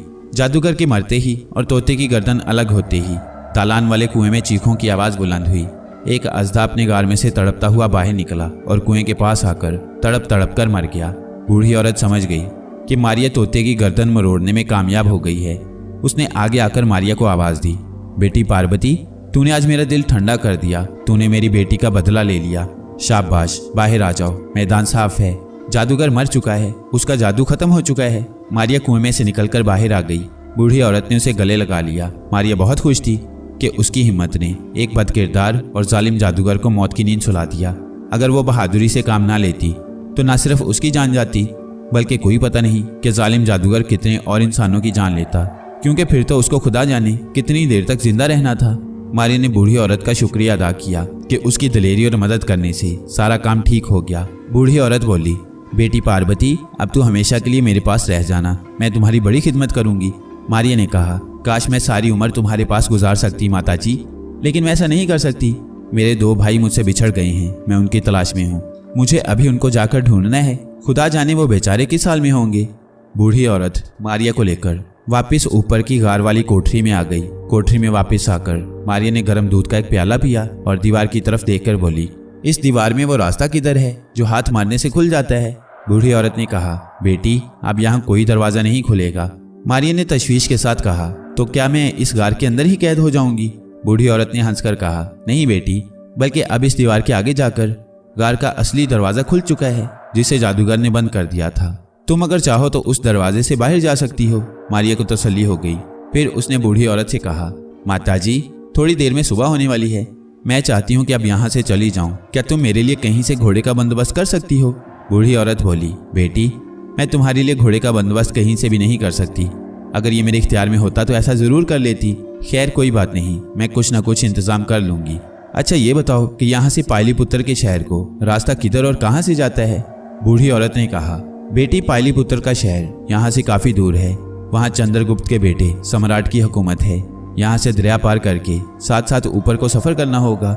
1 दिन और 1 रात के सफर के बाद तुमको एक पहाड़ी दर्रा मिलेगा। उस दर्रे में से गुजरकर तुम एक जंगल में दाखिल हो जाओगी। वहां से निकलकर तुम्हें मैदान मिलेंगे। उस मैदान के पार एक और दरिया आएगा। पायलीपुत्र का शहर उसी दरिया के दूसरे किनारे पर आबाद है। मारिया ने कहा, बहुत अच्छा माताजी, अब मुझे इजाजत दें, मैं जा रही हूँ। मगर बेटी जरा ठहरो, मैं तुम्हें कुछ फल और खुश्क मछली साथ कर देती हूँ। हो सकता है कि तुम्हें रास्ते में खाने को फल और मछली ना मिल सके। शुक्रिया माताजी। बूढ़ी औरत उठकर वहां से चली गई। वापिस आई तो उसके हाथ में एक पोटली थी। माताजी, क्या तुम इस जगह बाकी जिंदगी बसर करोगी या तुम भी किसी दूसरी जगह जाने का इरादा रखती हो? अगर तुम भी यहाँ से जाना चाहती हो तो मेरे साथ चलो, मैं तुम्हें घर पहुंचा दूंगी। बूढ़ी औरत ने आह भरकर कहा, बेटी, अब मेरी बाकी जिंदगी इसी गार में बसर होगी। मेरी बेटी का इसी गार में खून हुआ है, उसकी रूह इसी जगह मुझसे मिलने आया करेगी। तुम जा रही हो, काश तुम पार्वती बनकर मेरे पास रह जाती, लेकिन तुम ऐसा नहीं कर सकती। तुम जा रही हो। अगर मैं भी चली गई तो पार्वती की रूह यहाँ आएगी और मुझे ना पाकर नाउमीद होगी।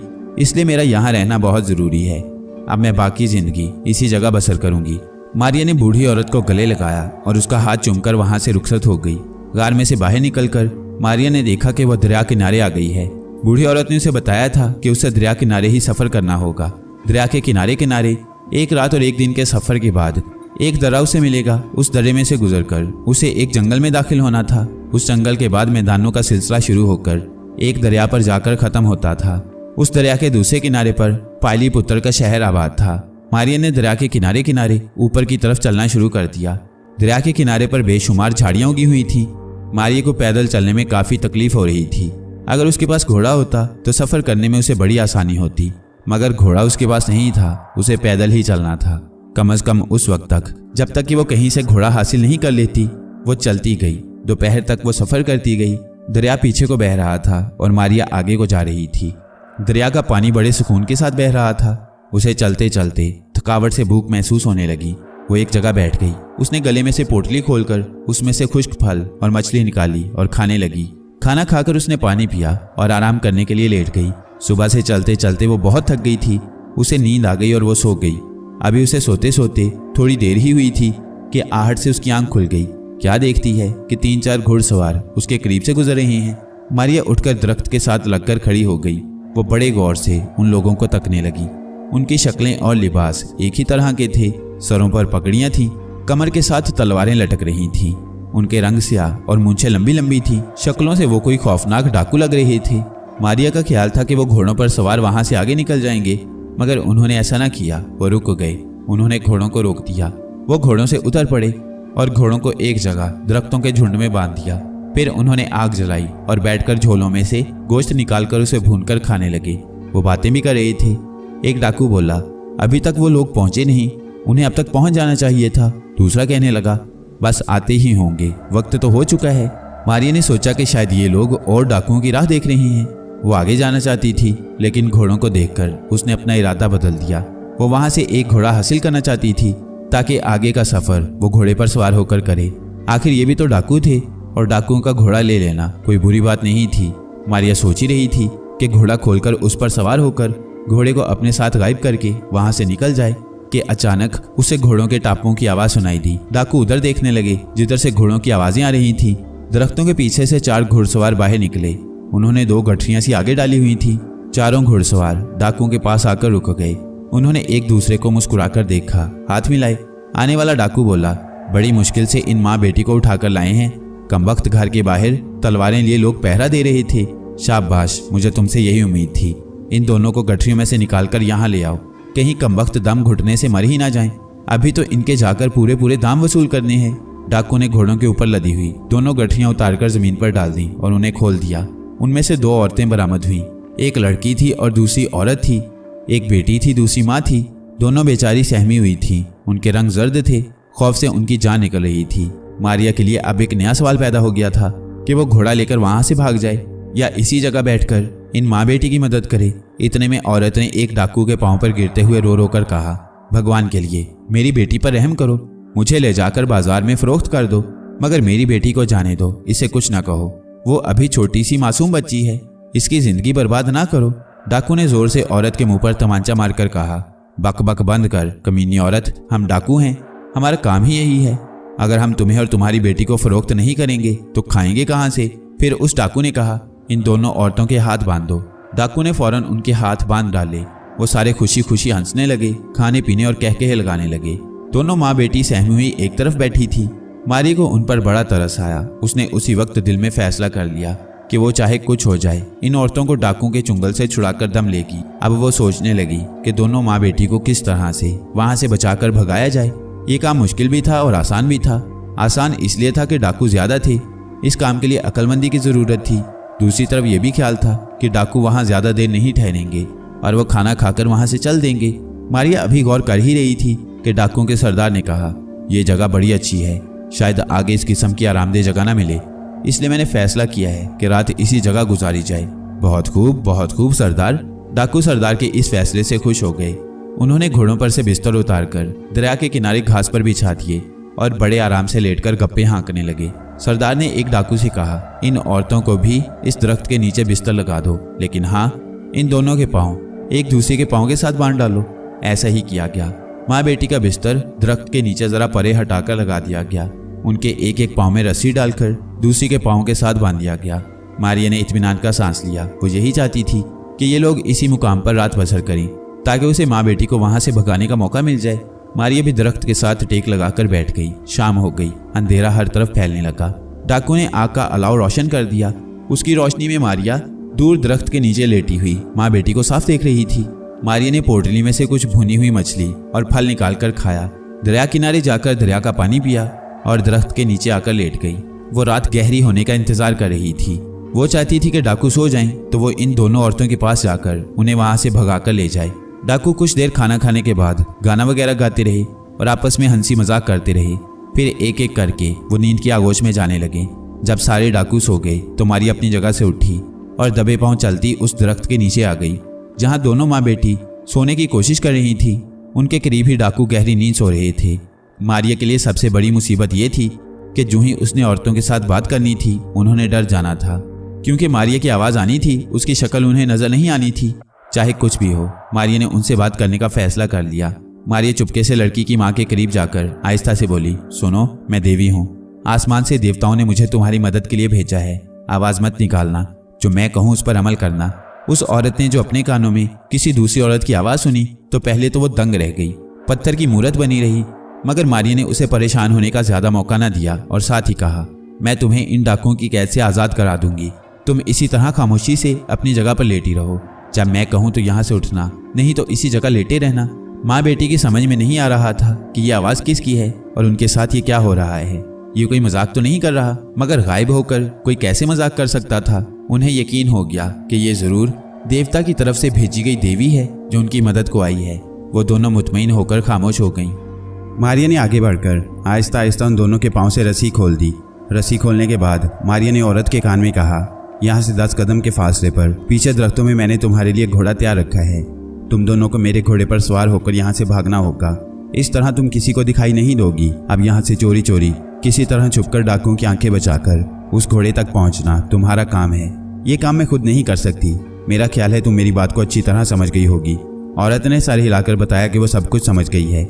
मारिया ने जाते हुए कहा, मैं जा रही हूँ और यहाँ से पीछे दरख्तों में तुम्हारा इंतजार करूंगी। घोड़ा मेरे पास होगा। मारिया वहाँ से उठकर आहिस्ता आहिस्ता चलती पीछे आ गई। पीछे घोड़े बंधे हुए थे। मारिया ने एक घोड़े की गर्दन पर हाथ रखकर उसे प्यार से थपथपाया ताकि वो शोर न मचाए और कहीं बिदक ना जाए। फिर उसने आहिस्ता से उसकी रस्सी खोल दी और उसकी बाग हाथ में थामकर घोड़े को कदम कदम चलाती दरख्तों में उस जगह आ गई जहाँ उसने दोनों माँ बेटी को बुला रखा था। उधर दोनों माँ बेटी लेटी सोच रही थी कि अब वहाँ से कब खिसका जाए। सारे डाकू गहरी नींद सो रहे थे। करीब ही जो डाकू पहरा दे रहे थे वो भी खराटे ले रहे थे। माँ ने बेटी के कान में कहा, चलो भाग चलें, अब वक्त है। और इसके साथ ही दोनों माँ बेटी चुपके से दबे पांव वहां से उठी और खिसककर घुटनों के बल जंगल की तरफ चलने लगी। सामने वो दरख्तों का झुंड था जहां आसमानी देवी घोड़ा लिए उनका इंतजार कर रही थी। लेकिन माँ की बदकिस्मती कि ठीक उसी वक्त बेटी को छींक आ गई। छींक की आवाज पर पहरेदार डाकू उठ खड़ा हुआ। उसने जो देखा कि औरतें गायब हैं तो शोर मचा दिया। शिकार भाग गया। जागो। शोर की आवाज सुनते ही सारे डाकू जाग पड़े। वो तलवारें तानकर उनकी तरफ भागे जिधर पहरेदार ने इशारा किया था। दोनों माँ बेटी जंगल में उस झुंड के पास पहुंच चुकी थी जहां मारिया घोड़ा लिए उनका इंतजार कर रही थी। मारिया ने जब देखा कि भांडा फूट गया है तो वो भी मुकाबले के लिए चौकस हो गई। उसने सोचा कि किसी तरह अगर दोनों औरतें उसके साथ घोड़े पर सवार हो जाएं तो वो गायब हो जाएंगी और डाकू सारी जिंदगी अगर उन्हें तलाश करते रहें तो तलाश न कर सकेंगे। मुसीबत ये थी कि वो घोड़े से फासले पर ही थी कि डाकू उनके सर पर पहुंच गए। सरदार ने उन्हें ललकारा, खबरदार रुक जाओ, एक कदम भी उठाया तो नेजा मारकर काम तमाम कर दूंगा। औरतों को चाहिए था कि वो भागती रहें और आगे बढ़कर घोड़े पर सवार हो जाएं, मगर उन्होंने ये गलती की कि सरदार की आवाज पर वहीं खड़ी की खड़ी रह गई। सरदार ने आगे बढ़कर दोनों औरतों को गिरफ्तार कर लिया। वो दोनों को रस्सियों में जकड़कर घसीटता हुआ उसी दरख्त के नीचे ले आया जहां से वो रस्सी खोलकर भागी थी। सरदार ने माँ बेटी को धक्का देकर जमीन पर गिरा दिया और एक एक लात मारकर बोला, बदबख्तो, तुमने रस्सी कैसे खोल ली? अगर तुमने भागने की कोशिश की तो मैं अपनी तलवार से तुम दोनों की गर्दनें तन से जुदा कर दूंगा। औरतें सहम कर दरख्त के नीचे बैठ गईं। सरदार ने पहरेदार से कहा, तुम अगर जाग रहे होते तो ये औरतें कभी यहाँ से फरार न होती। इसमें तुम्हारी गलती भी है। इस बार मैं तुम्हें माफ़ करता हूँ क्योंकि तुम एक पुराने और तजुर्बाकार डाकू हो, लेकिन अगर फिर कभी तुमसे ऐसी हरकत हुई तो मैं तुम्हें कच्चा चबा जाऊंगा। पहरेदार ने सर झुकाकर कहा, सरदार आइंदा ऐसा कभी ना होगा। रात आधी से ज्यादा गुजर चुकी थी। सरदार जाग रहा था और आग के पास बैठा कावा पीते हुए अपने साथी डाकू से बातें कर रहा था। बाकी कुछ डाकू सो गए थे और कुछ दोबारा सोने की तैयारियां कर रहे थे। पहरेदार जाकर दोनों माँ बेटी की चौकीदारी कर रहे थे। दोनों औरतें खौफजदा और नाउमीद होकर बैठी थी। मारिया घोड़े के पास खड़ी सोच रही थी कि अब क्या करना चाहिए। अब सिवाय इसकी और कोई रास्ता न था कि हमला करके डाकुओं को ठिकाने लगाया जाए और औरतों को उनके जुल्म से निजात दिलाई जाए। लेकिन इसमें मारिया की अपनी जान को भी खतरा था। मगर मारिया ने माँ बेटी से वादा कर लिया था कि वो उनकी मदद जरूर करेगी। फिर उसे यह भी ख्याल आया कि माँ बेटी मारिया को आसमानी देवी समझ रही हैं। वो क्या कहेंगी कि आसमानी देवी में इतनी भी ताकत नहीं कि उनको डाकुओं की मुसीबत से निजात दिला सके। मारिया अपनी जगह से आगे बढ़ी।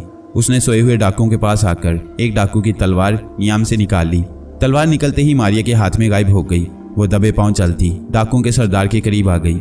मारिया सबसे पहले सरदार को खत्म करना चाहती थी क्योंकि वही फसाद की जड़ था। सरदार उस वक्त प्याला मुंह से लगाए कावा पी रहा था।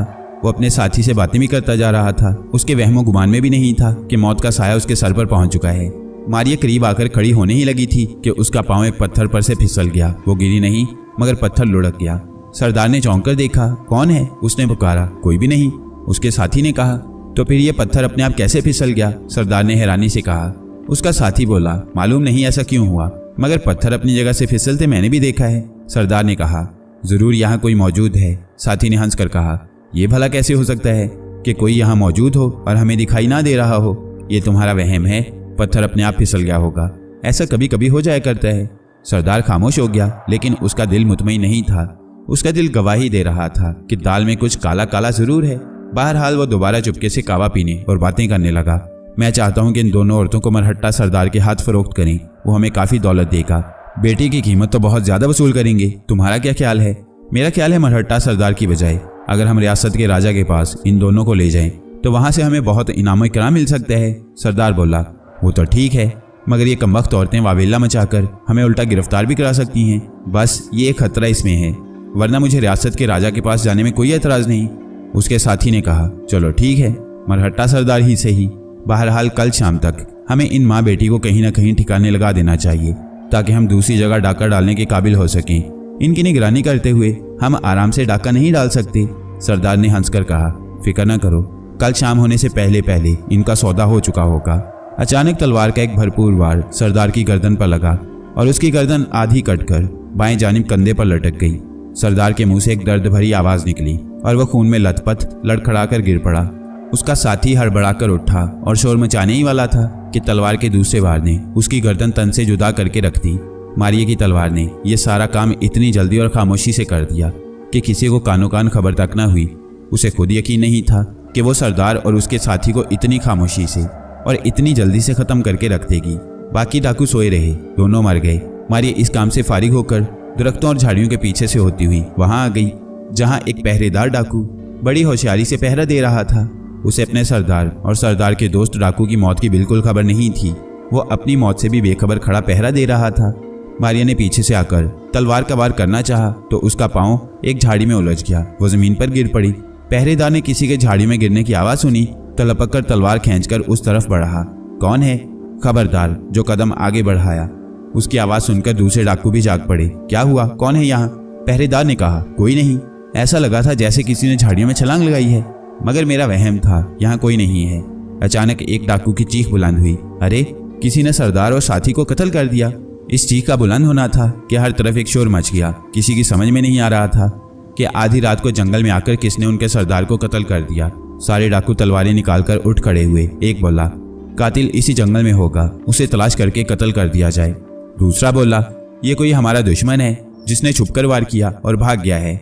उसकी ये जुर्रत कि हमारे सरदार को हलाक करे। साथियों, इस जंगल में आग लगा दो, लेकिन अपने सरदार के कातिल को जिंदा नहीं छोड़ना। वो कैदी औरतों के करीब आकर रुक गए। क्या ये कोई तुम्हारा आदमी था जिसने हमारे सरदार को कत्ल कर दिया? औरत ने कहा, भला ये कैसे हो सकता है? तुम लोग हमें उठाकर जंगल में ले आए हो, यहाँ हमारी मदद को कौन आ सकता है? हम तो तुम्हारी कैद में हैं, हम तो किसी को बुला भी नहीं सकती। डाकू सोच में पड़ गए कि यहाँ कौन दुश्मन हो सकता है। मारिया ने अब आम हमला कर दिया। वो झाड़ियों से बाहर निकलकर डाकुओं के पीछे आई और उसने देखते देखते 4 डाकुओं को शदीद जख्मी कर दिया। वो गिर पड़े और कराहने लगे। दूसरे डाकू हैरानी से इधर उधर तकने लगे कि ये उनका कौन सा खुफिया दुश्मन है जो हमला करता है मगर दिखाई नहीं देता। मारिया भाग भाग कर लपक लपक कर हमले कर रही थी। डाकू जख्मी होकर गिर रहे थे मगर कुछ नहीं कर सकते थे। वो बौखला गए थे, उनके चेहरों पर वहशत थी। मारिया ने आधे डाकुओं को ढेर कर दिया तो बाकी डाकू घोड़ों पर बैठकर फरार होने लगे। थोड़ी देर बाद मैदान साफ था। मारिया औरतों के पास आग खड़ी हुई और बोली, मैदान साफ हो गया, अब तुम दोनों आज़ाद हो। मैंने अपना वादा पूरा किया। और मारिया ने झुककर दोनों औरतों के पांव से रस्सियां खोल दी। वो उठ खड़ी हुई। ठीक उस वक्त एक जख्मी डाकू ने जब औरतों की रस्सियां खुलते, उन्हें उठते और किसी गैबी औरत से बातें करते सुना तो उसने जमीन पर लेटे लेटे हाथ बढ़ाकर तलवार का वार किया। तलवार औरत के पहलू में एक पत्थर पर लगी। पत्थर टुकड़े टुकड़े हो गया। मारिया ने उस डाकू को भी खत्म कर दिया। फिर उसने कहा, डाकू भाग चुके हैं, ये हमारी खुशकिस्मती है कि वो कुछ घोड़े यहाँ छोड़ गए हैं। आओ मेरे साथ। मारिया दोनों औरतों को साथ लेकर घोड़ों के पास आ गई और बोली, क्या तुम लोग इस जंगल से निकलकर अकेली अपने घर को चली जाओगी? औरत ने कहा, ए आसमानी देवी, हमारे लिए अकेले इस जंगल में से गुजरकर अपने घर जाना बड़ा खतरनाक है। क्या ऐसा नहीं हो सकता कि तुम हम दोनों का दरिया पार हमारी बस्ती के बाहर तक छोड़ाओ? क्यों नहीं, मैं ऐसा कर सकती हूँ। और मारिया ने उन दोनों को अलग अलग घोड़ों पर बिठाया। फिर खुद भी घोड़े पर जा बैठी और उन्हें एड़ लगाकर जंगल से बाहर आकर दरिया किनारे बहाव की तरफ चलने लगी। जंगल में अंधेरा कम हो रहा था। आसमान पर सुबह की हल्की हल्की सफ़ेद रोशनी फैलने लगी थी। परिंदे दरख्तों में चहचहाने लगे थे। दरिया का पानी बड़ी खामोशी से बह रहा था। मारिया ने पूछा, तुम लोगों का घर कहाँ है? तुम क्या करती थी? माँ बोली, ए आसमानी देवी, तुम्हें हम क्या बता सकती हैं भला? तुम्हें तो खुद सब कुछ मालूम है। मैं एक बेवा हूँ, थोड़ी सी ज़मीन है, उस पर गुजर बसर करती हूँ। ये मेरी इकलौती बेटी है। अगर तुम हमारी मदद ना करती तो ये डाकू हमारी ज़िंदगी का सौदा कर चुके थे। हम तुम्हारा बेहद शुक्रिया अदा करते हैं कि तुमने हमारी जान डाकुओं के शिकंजे से आज़ाद कराई। मारिया ने कहा, बहन, मैंने तो अपना फ़र्ज़ अदा किया है। मैंने तुमसे वादा किया था कि तुम्हारी जान इन डाकुओं से ज़रूर बचाऊंगी। खुदा का शुक्र है कि मैं अपने नेक मकसद में कामयाब हो गई। अब तुम्हें चाहिए कि तुम आराम से अपने घर में जाकर रहो, अपनी बेटी की हिफाजत करो, बगैर इजाज़त और अकेली इसे अपने घर से बाहर ना निकलने दो। जहाँ जाओ इसे साथ लेकर जाओ। औरत ने कहा, शुक्रिया बहन, मैं तुम्हारी हर नसीहत पर अमल करूंगी। अगर आज से पहले भी इस नसीहत पर अमल करती तो आज हमें यह दिन देखना न पड़ता कि घर से दूर जंगल में पड़ी हूँ। तुम हमें ना मिलती तो हमारी जिंदगी बर्बाद हो गई थी। मारिया उन्हें साथ लेकर दरिया के एक ऐसे पुल पर आ गई जो 500 को जोड़कर बनाया गया था। उस पुल पर से गुजरते हुए मारिया ने महसूस किया कि पुल हिल रहा है। उसने औरत से कहा, यह पुल हिल क्यों रहा है? औरत ने कहा, यह पुल हवा में हमेशा हिलता रहता है। लेकिन ऐसा नहीं था, यह हवा नहीं थी बल्कि जलजला था। जलजला आ रहा था। मारिया ने कहा, यह तो जलजला मालूम होता है। दोनों औरतें पुल से चिमटकर खड़ी हो गईं। पुल दाएं से बाएं झूल रहा था। औरतों की चीखें निकल गईं। मारिया ने डांट कर कहा, खबरदार, रोना नहीं, हिम्मत से काम लो। भौंचाल आया ही करते हैं। जमीन और पहाड़ अपनी शक्ल बदल रहे हैं। पुल की रस्सियों के साथ चिमटे रहो। थोड़ी देर बाद जलजला खत्म हो गया। दोनों औरतों की जान में जान आई। ये लोग दरिया पार कर गए। दरिया के पार दोपहर के वक्त वो एक ऐसी बस्ती में पहुंचे जहां बड़ी रौनक थी। औरत ने कहा, ए आसमानी देवी, यही वो बस्ती है जहां हम दोनों माँ बेटी एक मकान में रह रही हैं। मारिया ने कहा, क्या अब तुम आराम से अपने घर चली जाओगी? हाँ, चली जाएंगी, मगर क्या तुम हमारे घर तशरीफ नहीं लाओगी? नहीं बहन, मेरे पास इतना वक्त नहीं है। मैंने तुम दोनों को मौत के मुंह से निकालकर यहाँ पहुँचा दिया। मैंने तुमसे किया हुआ अपना वादा पूरा कर दिया। अब मुझे इजाज़त दो। मैंने अभी अपने दोनों भाइयों को भी तलाश करना है। मारिया उन दोनों औरतों से इजाज़त लेकर जाने लगी तो उसने पूछा, मैं यहाँ से पाटलिपुत्र की तरफ जाऊँगी, क्या ये दरिया पाटलिपुत्र की तरफ से आ रहा है? औरत ने कहा, ए आसमानी देवी, ये दरिया पाटलिपुत्र से नहीं आ रहा। इस दरिया के साथ साथ सफ़र करते हुए बाईं तरफ आपको एक दर्रा मिलेगा। पहाड़ों के दरमियान से गुजरकर आप एक वादी में जाएंगी। वहाँ आपको एक दरिया मिलेगा। बस उसी दरिया की दूसरी जानिब पाटलिपुत्र का शहर आबाद है। खुदा हाफिज। मारिया घोड़े पर सवार दरिया के साथ पाटलिपुत्र की तरफ रवाना हो गई। बहुत आगे जाकर उसने दरिया को एक पुल पर से अबूर किया और एक जंगल में दाखिल हो गई जो पहाड़ों के गहरे दर्रे पर खत्म होता था। जंगल ज्यादा घना था और दिन में भी उसके दरख्तों की छांव में अंधेरा छाया हुआ था। नाग और अंबर मारिया को उसके हाल पर छोड़कर पाटलिपुत्र की तरफ बढ़ रहे थे। वो घोड़ों पर सवार थे और दरिया पार करके एक पहाड़ी दर्रे में से गुजरकर जंगल में दाखिल हो गए थे। वो एक कच्चे रास्ते पर सफर कर रहे थे जहाँ से अक्सर काफले गुजरा करते थे। ये छोटा सा पगडंडी किस्म का रास्ता था जो दरख्तों के बीचों बीच जा रहा था। उसके दोनों जानिब घनी झाड़ियां उगी हुई थी और ऊपर दरख्तों के घने साए थे। उन दरख्तों में घुप अंधेरा था। दिन के वक्त भी अंधेरा छाया हुआ था। अगरचे दोनों भाइयों को रास्ता साफ नजर आ रहा था। वो दोनों मारिया के बारे में बातें करते घोड़ों पर सवार चले जा रहे थे। वो मारिया की तरफ से इसलिए बेफिक्र थे कि मारिया किसी को नजर नहीं आती थी। वो अपना बचाव कर सकती थी। हाँ, वो किसी बड़ी मुसीबत में ना फंस गई हो। फिर भी नाग ने कहा, मारिया हर किस्म की मुसीबत से निकल जाने की जुर्रत रखती है। वो पाटलिपुत्र जरूर पहुंच जाएगी। अंबर कहने लगा, मगर बड़ी हैरानी की बात है कि वो चली आखिर कहाँ गई? आखिर उसको किसने पकड़कर काबू कर लिया? वो किसी को नजर ही नहीं आ सकती थी। जाहिर है उसे किसी ऐसे आदमी ने काबू किया होगा जो उसे देख सकता होगा, और ये कोई बड़ा जादूगर ही हो सकता है। कुछ भी हो, मारिया उस जादूगर को नाक को चने चबवा देगी। वो जरूर उसके चुंगल से निकलकर हमारे पास पाटलिपुत्र पहुंच जाएगी, मुझे यकीन है। अंबर बोला, दिल मेरा भी यही गवाही देता है। वो बड़ी बड़ी मुसीबतों का अकेली मुकाबला करके हमारे पास पहुंच गई थी। ये तो कोई बात ही नहीं। नाग ने कहा, दोपहर बड़ी गर्म है, मुझे तो भूख लग रही है। मेरा ख्याल है कि यहीं किसी जगह बैठकर खाना खा लिया जाए। शायद घोड़ों को भी प्यास लगी है। पानी कहीं मिल जाए तो वहां ठहर जाते हैं। जंगल में गर्मी की वजह से हबस हो रहा था। इर्द गिर्द पानी कहीं नहीं था।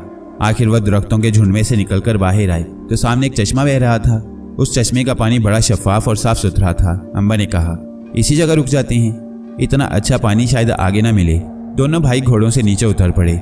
उन्होंने सबसे पहले घोड़ों को जी भरकर पानी पिलाया, फिर उन्हें घास में चरने के लिए खुला छोड़ दिया। घोड़े बड़े आराम से गर्दनें लंबी करके घास चरने लगे। अंबर ने थैले में से खुश्क मछली का गोश्त और ज्वार की रोटियां निकालकर सामने रख दी।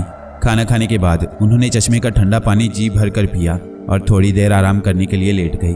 नाग ने कहा, भाई सुना है कि यहाँ जादू बहुत होता है। अंबर बोला, हाँ नाग भाई, हिंदुस्तान और अफ्रीका ये दोनों मुल्क जादूगरी के लिए बहुत मशहूर हैं। लेकिन मेरा ख्याल है कि आज से 4000 बरस पहले हमारे मुल्क मिस्र में जो जादू होता था वो इस मुल्क में कहीं देखने में नहीं आया। पुराने मिस्र में जादूगर जादू के जोर से खड़े खड़े दरख्त को हवा में उछाल देते थे। मेरी आंखों के सामने एक जादूगर ने ऐसा जादू किया कि दरिया नील का पानी आग के शोलों से सुरख हो गया। नाग हैरानी से बोला, क्या तुम सच कह रहे हो? तो और क्या झूठ बोल रहा हूँ? मुझे झूठ बोलने की भला क्या जरूरत है? मैंने खुद अपनी आंखों से तमाशा देखा है। मैं बहुत बड़ी मिसाल तुम्हारे सामने मौजूद हूँ। अब मुझ पर भी तो किसी मिस्री काहिन ने ही जादू किया है जो मैं मर नहीं सकता। जिस रोज जादू का असर खत्म हो जाएगा मैं मर जाऊंगा। नाग ने कहा। मारिया पर किसने जादू किया है अंबर भाई, जो वो गायब हो गई है? अंबर ने कहा। उस पर भी किसी मिस्री जादूगर ने जादू किया था। ये जादू मैंने और किसी मुल्क में नहीं देखा। चीन और जापान में इतने जबरदस्त जादूगर नहीं हैं। अभी वो बातें ही कर रहे थे कि उन्हें पाँव की आहट सुनाई दी, जैसे कोई पत्तों पर चल रहा हो। अंबर ने नाग की तरफ देखकर सरगोशी में कहा, कोई आ रहा है। वो दोनों चौकन्ने होकर झाड़ियों के पीछे हो गए। उनके घोड़े जरा दूर खड़े घास चल रहे थे। पाँव की आहट रुक गई। वो एक दूसरे की तरफ देखने लगे। कौन हो सकता है ये? जरूर या तो कोई मुसाफिर होगा या फिर जंगली दरिंदा होगा, और डाकू भी हो सकता है। नहीं, डाकू इन जंगलों में कभी अकेले सफर नहीं करते। चुप करो, फिर आवाज आ रही है। दोनों खामोश हो गए और गौर से पाँव की आवाज को सुनने लगे। अब आवाज करीब आ रही थी। जंगल में बड़ी गहरी खामोशी थी। सिर्फ कभी कभी किसी दरख्त पर कोई परिंदा चहचहाकर उड़ जाता था। गर्मी और हब्स बहुत कम हो गया था। थोड़ी देर बाद क्या देखते हैं कि दो आदमी झाड़ियों में से निकल कर आ गए। उन्होंने अभी तक अंबर और नाग को नहीं देखा था। वो घोड़ों को घास पर चरता देखकर बहुत खुश हुए। एक ने कहा, यार ये तो भगवान ने हमारी दुआ सुन ली और हमारे लिए इस उजाड़ जंगल में ताज़ा पले पलाए 2 घोड़े भेज दिए। दूसरा बोला, हाँ यार ये तो तुम ठीक कह रहे हो, लेकिन हमें बड़ा होशियार रहना होगा, क्योंकि हो सकता है इन घोड़ों के मालिक यहीं कहीं फिर रहे हों। छोड़ो यार, तुम बड़े कमज़ोर दिल हो। भगवान की कसम, अगर इन घोड़ों के मालिक आ भी जाएं तो मैं उनको ऐसा मज़ा चखाऊंगा कि सारी उम्र याद करेंगे। बस उन दोनों को भी घोड़ा बना दूंगा और फिर उनकी गर्दनों में रस्सी डालकर जानवरों की तरह साथ साथ रखूंगा। अंबर और नाग को बड़ा गुस्सा आया, मगर वो खामोश रहे। वो ये देखना चाहते थे कि ये दोनों अब क्या करते हैं। ये बात साफ जाहिर हो गई थी कि वो दोनों डाकू हैं और लूट मारकर गुजर बसर करते हैं, और उस वक्त उन्हें घोड़ों की सख्त ज़रूरत थी। अंबर ने नाग के कान में कहा, खबरदार रहना, कहीं ये घोड़े लेकर रफू चक्कर ना हो जाएं। नाग बोला, जो हुक्म करोगे उसी पर अमल करूंगा, अभी इंतजार करो। वो दोनों डाकू अब घोड़ों के पास जाकर खड़े हो गए। घोड़ों ने अपने सामने 2 अजनबियों को देखा तो जरा ही नहीं नाए। डाकू ने उनकी गर्दनों पर हाथ फेरना शुरू कर दिया। घोड़े खामोश हो गए। नाग ने अंबर के कान में आहिस्ता से कहा, भाई अब तो वो घोड़ों को चुरा कर ले जाने वाले हैं, अब क्या हुक्म है? अंबर ने कहा, चलो निकलकर सामने आ जाते हैं। दोनों भाई झाड़ियों में से निकलकर डाकू के सामने आ गए। डाकू ने जो अपने सामने 2 दुबले पतले से नौजवानों को देखा तो एकदम तलवारें खींच ली। एक डाकू ने कहकहा लगाकर पूछा, कौन हो तुम दोनों? अंबर ने हाथ जोड़कर कहा, सरकार हम मुसाफिर हैं, एक शहर से दूसरे शहर को जा रहे हैं, जरा देर को यहाँ आराम करने रुके थे, अगर इजाजत हो तो अपने घोड़ों पर सवार होकर आगे चले जाएं। दूसरे डाकू ने जोर से कहकहा लगाकर कहा, कमबख्तो, हम तुम्हें कैसे इजाजत दे सकते हैं कि तुम ये घोड़े अपने साथ ले जाओ?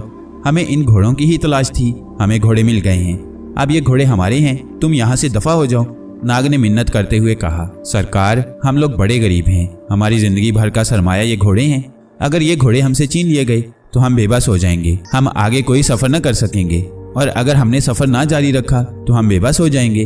पहले डाकू ने गरज कर कहा, बकवास बंद करो, हमें तुम्हारी बेबसी से कोई वास्ता नहीं। सुनो, हम इस इलाके के बहुत बड़े डाकू रामू के साथी हैं, हमारे घोड़े दरिया में डूबकर मर गए हैं, हमको घोड़ों की तलाश थी, तुम्हारे लिए यही अच्छा है कि चुपचाप यहाँ से दौड़ जाओ और घोड़े हमारे हवाले कर दो। अंबर ने पूछा, और अगर हमने ऐसा ना किया तो फिर? दूसरा डाकू जमीन पर लात मारकर बोला, तुम में ये जुर्रत कि तुम हमारा हुक्म ना मानो, ऐसा तुम ख्वाब में भी कभी ना सोचना। अगर तुमने इनकार किया तो पल के अंदर अंदर तुम दोनों की लाशें यहाँ तड़प रही होंगी। फिर अंबर ने डाकुओं की तरफ देखकर कहा, अगर तुम लोगों को अपनी जान प्यारी है तो हमें परेशान न करो, हमें अपने घोड़ों पर सवार होकर यहाँ से निकल जाने दो, क्योंकि तुम हमें कुछ न कह सकोगे और हम तुम दोनों को अभी मौत के घाट उतार देंगे। अंबर के मुंह से ये लफ्ज निकले ही थे कि एक डाकू ने तलवार का ताकतवर हाथ अंबर के बाजू पर मारा, किसी हाथी की टांग पर। अगर ये ताकतवर तलवार का हाथ पड़ता तो वो भी कटकर गिर पड़ती, मगर अंबर के बाजू को कुछ भी ना हुआ, वो उसी तरह उसके जिस्म के साथ लगा रहा। डाकू हैरत में डूब गया। उसने सोचा कि अंबर ने जरूर अपने बाजू पर लोहे का पतरा चढ़ा रखा है। उसने दूसरा बार टांगों पर किया तो फिर उस पर कोई असर न हुआ। डाकू बड़ा परेशान हुआ। इस असना में अंबर ने नाग से कहा, नाग भाई लो, इन लोगों पर अब तुम हमला करो। नाग झाड़ियों के ओट में हो गया और एक खौफनाक किस्म का शेर बनकर गरजता धाड़ता हुआ झाड़ियों से बाहर आ गया। शेर की धाड़ सुनकर दरख्तों के सारे परिंदे शोर मचाते उड़ गए। डाकू ने जो शेर को सामने देखा तो उनकी टांगें कांपने लगी, चेहरे पर हवाइयां उड़ना शुरू हो गईं, रंग जर्द हो गया। शेर ने आगे बढ़कर एक डाकू पर जोर से पंजा मारा। वो डाकू शेर का ताकतवर पंजा खाकर जमीन पर गिर पड़ा। उसका एक तरफ का जबड़ा पूरे का पूरा उड़ गया था, साथ ही एक आंख और आधी खोपड़ी भी उड़ गई थी। दूसरे डाकू ने जमीन पर गिरकर सजदा कर दिया। अंबर ने नाग से कहा, इस पर रहम करो नाग, इसको छोड़ दो। शेर झाड़ियों में वापस चला गया। यहाँ नाग फिर से इंसान की शक्ल इख्तियार करके वापस आ गया। डाकू के अब होश ठिकाने आ चुके थे। अंबर ने उससे पूछा, क्यों भाई, आप भी हमारा घोड़ा चुरा कर ले जाओगे? डाकू ने गिड़गिड़ा कर कहा, हजूर आप माई बाप हैं, हम गुलाम हैं आपके, मुझे मुआफ कर दो। मैं आपके आगे हाथ जोड़ता हूँ, मुझे माफ कर दो, मुझसे भूल हो गई। नाग ने कहा, यह रामू डाकू कहाँ होता है? डाकू बोला, सरकार वो इस जंगल के पार एक पुराने किले के खंडर में रहता है, वो हमारा सरदार है। क्या वो अच्छा आदमी है? डाकू बोला, हजूर क्या अर्ज करूं, रामू डाकू बड़ा जालिम शख्स है, किसी पर रहम नहीं करता। अगर हम उसका हुक्म ना माने तो खड़े खड़े की खाल नोच लेता है। नाग ने कहा, अच्छा अब तुम उठो और अपना रास्ता लो। हाँ ये बताओ कि पायलीपुत्र को यही रास्ता जाता है ना? हाँ सरकार, यही कच्चा रास्ता इस जंगल से होकर पायलीपुत्र को जाता है। मगर सरकार पायलीपुत्र तो यहाँ से बहुत दूर है। ठीक है हम चले जाएंगे, अब तुम यहाँ से भाग जाओ। डाकू ने हाथ जोड़कर सलाम किया और वहाँ से भाग गया। कुछ देर आराम करने के बाद नाग और अंबर भी वहाँ से घोड़ों पर सवार होकर आगे चल पड़े। शाम तक वो सफर करते रहे। जब अंधेरे में रास्ता तलाश करना मुश्किल हो गया तो अंबर ने कहा, मेरा ख्याल है हमें यहाँ रात भर के लिए रुक जाना चाहिए, अब अंधेरा ज्यादा गहरा हो गया है। नाग बोला, जैसे तुम्हारी मर्जी भाई। उन्होंने घोड़ों को दरख्त के साथ बांधा और कंबल जमीन पर बिछा दिए। फिर उन्होंने जंगली दरख्तों से बचने के लिए आग रोशन कर ली। आग की वजह से दरख्त पर बैठे हुए सारे परिंदे वहां से फिड़फिड़ाकर उड़ गए। आधी रात तक वो बातें करते रहे, फिर उन्हें नींद आ गई और वो सो गए।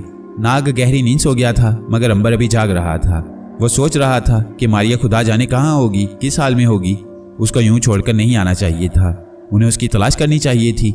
ना जाने बेचारी किसी बहुत बड़ी मुसीबत में ही गिरफ्तार न हो गई हो। लेकिन फिर उसने सोचा, उन्होंने तो अपनी तरफ से कोई कसर न उठा रखी थी। वो तो 2 रोज तक जंगल में उसे तलाश करते रहे थे। उन्होंने जंगल का कोना कोना छान मारा था। अगर मारिया वहां होती तो उन्हें जरूर मिल जाती। वो जरूर कहीं दूर निकल गई है और पायलीपुत्र अपने आप पहुंच जाएगी। फिर अंबर को भी सोचते सोचते नींद आ गई।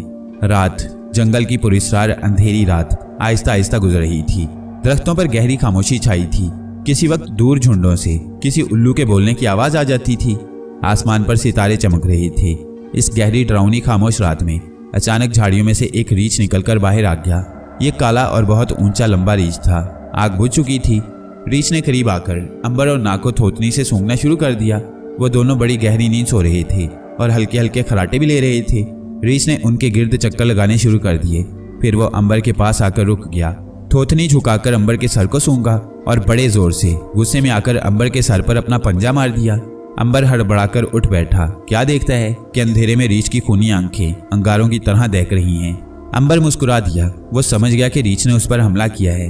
रीछ ने दूसरी बार हमला करके अपने पंजों के तेज नाखूनों से अंबर का पेट चाक करने की कोशिश की, मगर अंबर के जिस्म पर रीछ के नाखूनों का जरा भी असर न हुआ, जैसे उसका जिस्म पत्थर का बना हुआ था। रीछ जोर से गरजा।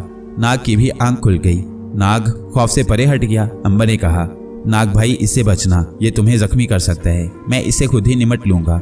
नाग ने अंबर की तरफ अपना खंजर फेंक दिया। अब अंबर और रीछ गुत्थम गुत्था हो गए।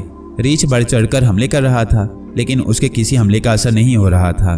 दूसरी तरफ अंबर ने रीछ पर खंजर चलाने शुरू कर दिए थे और रीछ के जिस्म से तेजी से खून बहने लगा था। रीछ सख्त जख्मी हो गया था। उसने गुर्रा गुर्रा कर सारा जंगल सर पर उठा लिया था। उसे इस बात पर भी तैश आ रहा था। अंबर ने आसमान की तरफ देखा। दरख्तों की घनी शाखों में से सुबह की हल्की हल्की रोशनी आने लगी थी। उसने नाग से कहा, मेरा ख्याल है अब हमें सफर पर रवाना हो जाना चाहिए, कोई दम में सुबह होने ही वाली है। उन्होंने उठकर बिस्तर बांधकर घोड़ों पर रखे और उन पर सवार होकर अपने सफर पर चल पड़े। मारिया भी घोड़े पर सवार जंगल में अकेली पायलीपुत्र की तरफ सफर कर रही थी। वो सफर करती करती एक दरिया पर पहुंची। दरिया को पार करने के बाद वो दूसरे किनारे के जंगल में दाखिल हो गई। अब उस डाकू का भी हाल सुने जिसके साथी को अंबर ने हलाक कर दिया था। वो जंगल में जान बचाकर भागता हुआ दरिया पार के पुराने किले में आ गया। ये जगह जालिम रामू डाकू का खुफिया ठिकाना थी। जिस डाकू को अंबर और नाग ने कत्ल किया था वो रामू डाकू का भाई था। ये बात अंबर और नाग को मालूम नहीं थी। डाकू ने भी उनको नहीं बताया था। वो सीधा रामू डाकू की गार में जा पहुंचा। रामू डाकू उस वक्त अपने साथियों के साथ जमीन पर बैठा एक छोटी सी रियासत में डाका डालने की साजिश कर रहा था। डाकू ने अंदर जाते ही जमीन पर गिरकर सजदा किया और दुहाई दी, सरकार, जंगल में 2 आदमियों ने आपके भाई को कत्ल कर दिया है। रामू ये सुनकर गुस्से में आग बबूला हो गया। कौन है वो शख्स जिसको इतनी जरूरत हुई कि मेरे भाई को कत्ल कर दे? डाकू ने कहा, हजूर वो 2 आदमी थे, उन्होंने मुझे भी दरख्त के साथ बांध डाला था। वो मुझे भी कत्ल करने वाले थे कि मैं बड़ी मुश्किल से अपनी जान बचाकर भाग सका। आपका भाई उन जालिमों के हत्थे चढ़ गया। रामू डाकू ने गरजदार आवाज में कहा, चलो मेरे साथ, मैं अपने भाई का इंतकाम लूंगा। रामू डाकू ने उस डाकू को भी दूसरे डाकुओं के साथ लिया और घोड़ों पर सवार होकर जंगल में अंबर और नाग की तलाश में निकल खड़े हुए। उस वक्त अंबर और नाग दरिया पार करके एक चट्टानों की वादी में दाखिल हो चुके थे। यहाँ बड़ी बड़ी स्याह चट्टानें जमीन से सर निकाले खड़ी थी। उनके आसपास खुश्क झाड़ियां उगी हुई थी। रामू डाकू अपने 4-5 साथियों के हमरा घोड़े पर सवार अंबर और नाग का पीछा कर रहा था। उसे ये तो मालूम हो चुका था कि दोनों मुसाफिर पालीपुत्र शहर को जाने वाली सड़क पर सफर कर रहे हैं। फिर वो डाकू भी साथ था जो रामू के भाई के कातिलों यानी अंबर और नाग को पहचान सकता था। रास्ते में रात हो गई। रामू डाकू ने कहा, हम इस जगह रात क्याम करेंगे और सुबह कातिलों की तलाश में निकलेंगे। सारे डाकू उसी जगह रुक गए। दूसरी तरफ से मारिया भी उसी सड़क यानी पालीपुत्र को जाने वाले रास्ते पर सफर करती चली आ रही थी। वो जल्द से जल्द पालीपुत्र पहुंचना चाहती थी, जिसकी वजह से वो रातों को भी सफर कर रही थी। दिन में किसी वक्त वो किसी जगह जरा सा आराम कर लेती और घोड़े को दाना पानी खिलाने के बाद फिर सफर पर चल पड़ती। वह जंगल में आधी रात को चली आ रही थी कि उसने दूर से दरख्तों के नीचे आग रोशन देखी। इस जगह जंगल में आग किसने रोशन कर रखी है? वो सोचने लगी, शायद कोई काफिला उतरा हुआ है। ये ख्याल करके वो आग के अलाव की तरफ आ गई। करीब आकर उसने देखा कि आग दरख्तों के नीचे जल रही है। आग के इर्द गिर्द कुछ लोग बैठे हैं जिनकी शक्लें डाकुओं जैसी हैं। हर एक डाकू की कमर के साथ तलवार लटक रही है। 2-4 डाकू घास पर सो रहे हैं। एक डाकू की शक्ल बड़ी खौफनाक है। मारिया ने सोचा कि यह जरूर इनका सरदार होगा। ये लोग बातें कर रहे थे। मारिया करीब जाकर उनकी बातें गौर से सुनने लगी। सरदार यानी रामू डाकू कह रहा था, मैं अपने भाई के खून का बदला जरूर लूंगा। मैं उसकी मौत को कभी नहीं भूल सकता। अगर मुझे मेरे भाई के कातिल ना मिले तो मैं तुम्हें जिंदा ना छोड़ूंगा। वो डाकू बोला, सरकार मैं बेकसूर हूँ। रामू डाकू चिल्लाया, तुमने उन लोगों का मुकाबला क्यों नहीं किया? डाकू बोला, सरकार वो दोनों कोई बहुत बड़ी ताकत वाले नजर आ रहे थे। वो तो कोई देवता लोग मालूम हो रहे थे। हमारे वार का उन पर कोई असर नहीं हो रहा था। इस बात पर मारिया का माथा ठिनका। ये डाकू तो अंबर और नाग के बारे में बातें कर रहे थे, क्योंकि वही दोनों ऐसे शख्स थे जिन पर किसी के वार का असर नहीं होता था और जो देवता मालूम होते थे, क्योंकि उनमें पुरेसार ताकतें थीं, ऐसी ताकतें जो आम इंसानों में नहीं होती। मारिया बड़ी दिलचस्पी और गौर से उनकी बातें सुनने लगी। रामू कह रहा था, जब उस शख्स ने मेरे भाई पर हमला किया तो तुमने उसकी गर्दन क्यों नहीं उड़ाई थी? डाकू हाथ जोड़कर बोला, हुजूर वो तो कोई देवता लग रहा था। उसके जिस्म से आग के शोले निकल रहे थे। रामू डाकू ने गरज कर कहा, बकवास बंद करो, मैं देख लूंगा वो कहाँ का देवता है और कहाँ का ताकतवर है। एक ही झटके में उसे मौत की नींद ना सुला दिया तो रामू डाकू नाम नहीं है? क्या वो नहीं जानता कि तुम रामू डाकू के आदमी हो, जिसके नाम से इस रियासत का बच्चा बच्चा डरता है? डाकू ने कहा, सरकार मैंने उसे कहा था, मगर वो कहने लगा कि मैं नहीं जानता रामू डाकू कौन है। रामू भड़क उठा, उसकी ये मजाल, उसकी ये हिम्मत। कोई बात नहीं, मैं उसे ऐसा सबक सिखाऊंगा कि उसकी आने वाली नस्लें भी रामू डाकू के नाम को ना भुला सकेंगी। मारिया ने फैसला कर लिया कि इन डाकुओं के साथ चलना चाहिए, क्योंकि ये लोग अंबर और नाग की तलाश में जा रहे थे। अंबर और नाग से इनका एक आदमी हलाक हो गया था और ये उसका बदला लेना चाहते थे। डाकू भी सोने की तैयारियां करने लगे। मारिया ने भी दूर जाकर घोड़े को एक दरख्त के साथ बांधा और जमीन पर कंबल बिछाकर सो गई। सारी रात मारिया को कोई होश ना रहा। वो बेहद थकी हुई थी। एक पूरी रात उसने सफर में बिल्कुल आराम न किया था। जो ही उसकी आंख लगी तो जाकर उस वक्त खुली जब सूरज आसमान के दरमियान में आ चुका था, यानी आधा दिन गुजर चुका था। मारिया हड़बड़ाकर उठ बैठी। उसने जल्दी से उस तरफ देखा जिधर डाकू सो रहे थे, मगर वहां तो अब सिवाय बुझी हुई आग के और कुछ भी नहीं था। डाकू सुबह सुबह ही अंबर और नाग की तलाश में वहां से रवाना हो चुके थे। मारिया को बड़ा अफसोस हुआ कि महज उसकी सुस्ती की वजह से वो डाकुओं से पीछे रह गई, लेकिन उसने हिम्मत ना हारी और वो उठकर घोड़े पर सवार हुई और उसे लेकर पालीपुत्र जाने वाली सड़क पर डाकुओं के पीछे चल पड़ी। नाग और अंबर आगे आगे जा रहे थे। उनके पीछे पीछे रामू डाकू उनका ताकुब कर रहा था। उनके पीछे मारिया घोड़े पर सवार चली आ रही थी। उनके दरमियान काफी फासला था, मगर सड़क तीनों की एक ही थी। सिर्फ डाकू तेजी से सफर कर रहे थे। उनके और अंबर के दरमियान फासला कम होता जा रहा था। रात फिर सर पर आ गई थी। अंबर और नाग चलते चलते एक और दरिया के किनारे पहुंच गए। यह दरिया जंगल के पहाड़ी इलाके में बह रहा था। यह ज्यादा चौड़ा दरिया नहीं था, मगर इसमें पानी बड़ी तेजी से बह रहा था। इसके किनारे पथरीले थे और ऊंचे थे। नाग ने नीचे झांक कर देखा। इस दरिया का पानी स्याह मालूम होता है। अंबर ने कहा, भाई शाम के वक्त सारे दरियाओं के पानी ऐसे ही लगते हैं। वैसे ये दरिया खौफनाक जरूर है। अगर इसमें आदमी गिर जाए तो एक पल में पानी उसे बहाकर समुंदर की तरफ ले जाए। नाग बोला, ये तो बिल्कुल ठीक है, लेकिन मेरा ख्याल है कि हमें दरिया के किनारे ऐसी जगह रात बसर करनी चाहिए। इससे अच्छी जगह मेरे ख्याल में हमें आगे नहीं मिलेगी। तो फिर उतरो घोड़ों से और बिछाओ अपने बिस्तर। दोनों घोड़ों पर से नीचे उतर आए। उन्होंने आग जलाकर जमीन पर कंबल बिछा लिए। अंबर ने थैले में से खुश्क मछली निकालकर उसे गर्म किया और नमक लगाकर खुद भी खाई और नाग को भी पेश की। नाग मछली खाते खाते हंस पड़ा, बोला, अंबर भाई, आज मछली खाते खाते मुझे 12 रोज हो गए हैं। कमबख्त कहीं से मुर्ग या बत्तख का गोश्त खाना नसीब नहीं हुआ। अंबर ने कहा, भाई इसमें कौन सी मुश्किल बात है, तुम पहले कहते। हम जंगल में जरा अंदर जाकर जंगली हिरन का शिकार कर लाते। चलो कल से ही, कल जरूर हिरन का शिकार खाएंगे। अभी वो बातें ही कर रहे थे कि फिजा में एक कहकहा गूंजा, बदनसीब इंसानों, अब तुम हिरन का शिकार कभी न कर सकोगे। हिरन से पहले तुम मेरे शिकार हो चुके होगे। मैं तुम्हें इसी जगह इसी वक्त हिरन की तरह ज़िबा कर दूंगा। अंबर और नाग ने चौंक कर देखा। सामने रामू डाकू अपने खूंखार साथियों के हमरा खड़ा उन दोनों को खूनी आंखों से घूर रहा था। अंबर ने कहा, हमारी तुमसे कोई दुश्मनी नहीं है, फिर तुम ऐसी बातें हमारे साथ क्यों कर रहे हो? रामू डाकू ने चीख कर कहा, तुम कहते हो कि मेरे साथ तुम्हारी कोई दुश्मनी नहीं, जो मेरे भाई कालू के कातिल हो, जिसने जंगल में मेरे भाई को शेर से हलाक करवा दिया। खबरदार, यहाँ से एक कदम हिलने की कोशिश न करना, नहीं तो मैं वक्त से पहले तुम्हारा काम तमाम कर दूंगा। रामू डाकू ने उसी डाकू को सामने करके कहा, पहचानो, क्या ये वही कातिल नहीं है? डाकू ने कहा, वही हैं हुजूर। इन्होंने अपने पालतू शेर को हुक्म देकर बेचारे कालू को मरवा दिया था। अब अंबर समझ गया कि ये मामला क्या है, फिर भी वो लड़ाई नहीं करना चाहता था। उसने रामू की तरफ देखकर कहा, तुम मेरी बात को गौर से सुनो। तुम्हारा भाई और ये आदमी रात को हमारे घोड़े चुराने आए थे कि झाड़ियों में से शेर निकल आया और तुम्हारे भाई को हड़प कर गया। इसमें हमारा कोई कसूर नहीं है, हमसे तुम्हारी दुश्मनी बेकार है। रामू डाकू चिल्लाया, मैं सब जानता हूँ, वो शेर तुम्हारा ही ये साथी था जिसने शेर की खाल पहनकर मेरे भाई पर हमला कर दिया था। तुम लोग अब मेरे इंतकाम की आग से ना बच सकोगे। मैं तुमसे अपने भाई के खून का बदला लूंगा। फिर रामू डाकू ने अपने साथियों से कहा, इन दोनों को जंजीरों में जकड़ दो, इससे पहले कि अंबर और नाग अपना बचाव कर सकते। सारे के सारे डाकू उन पर टूट पड़े और देखते ही देखते उन्होंने अंबर और नाग के हाथ पांव जंजीरों में जकड़ कर रख दिए। नाग हमला करने का ख्याल कर ही रहा था कि अंबर ने इशारे से उसे मना कर दिया, क्योंकि डाकुओं की तादाद ज्यादा थी। उसे मालूम था कि अगर नाग ने सांप या शेर का रूप बदला तो एक दो डाकू तो जरूर मर जाएंगे, लेकिन फिर नाग को भी वो सारे के सारे मिलकर टुकड़े टुकड़े कर देंगे। अंबर तो मौत से अपना दामन बचा सकता था, लेकिन नाग ऐसा नहीं कर सकता था। ज्यादा लोगों में उसकी जान हमेशा खतरे में पड़ सकती थी।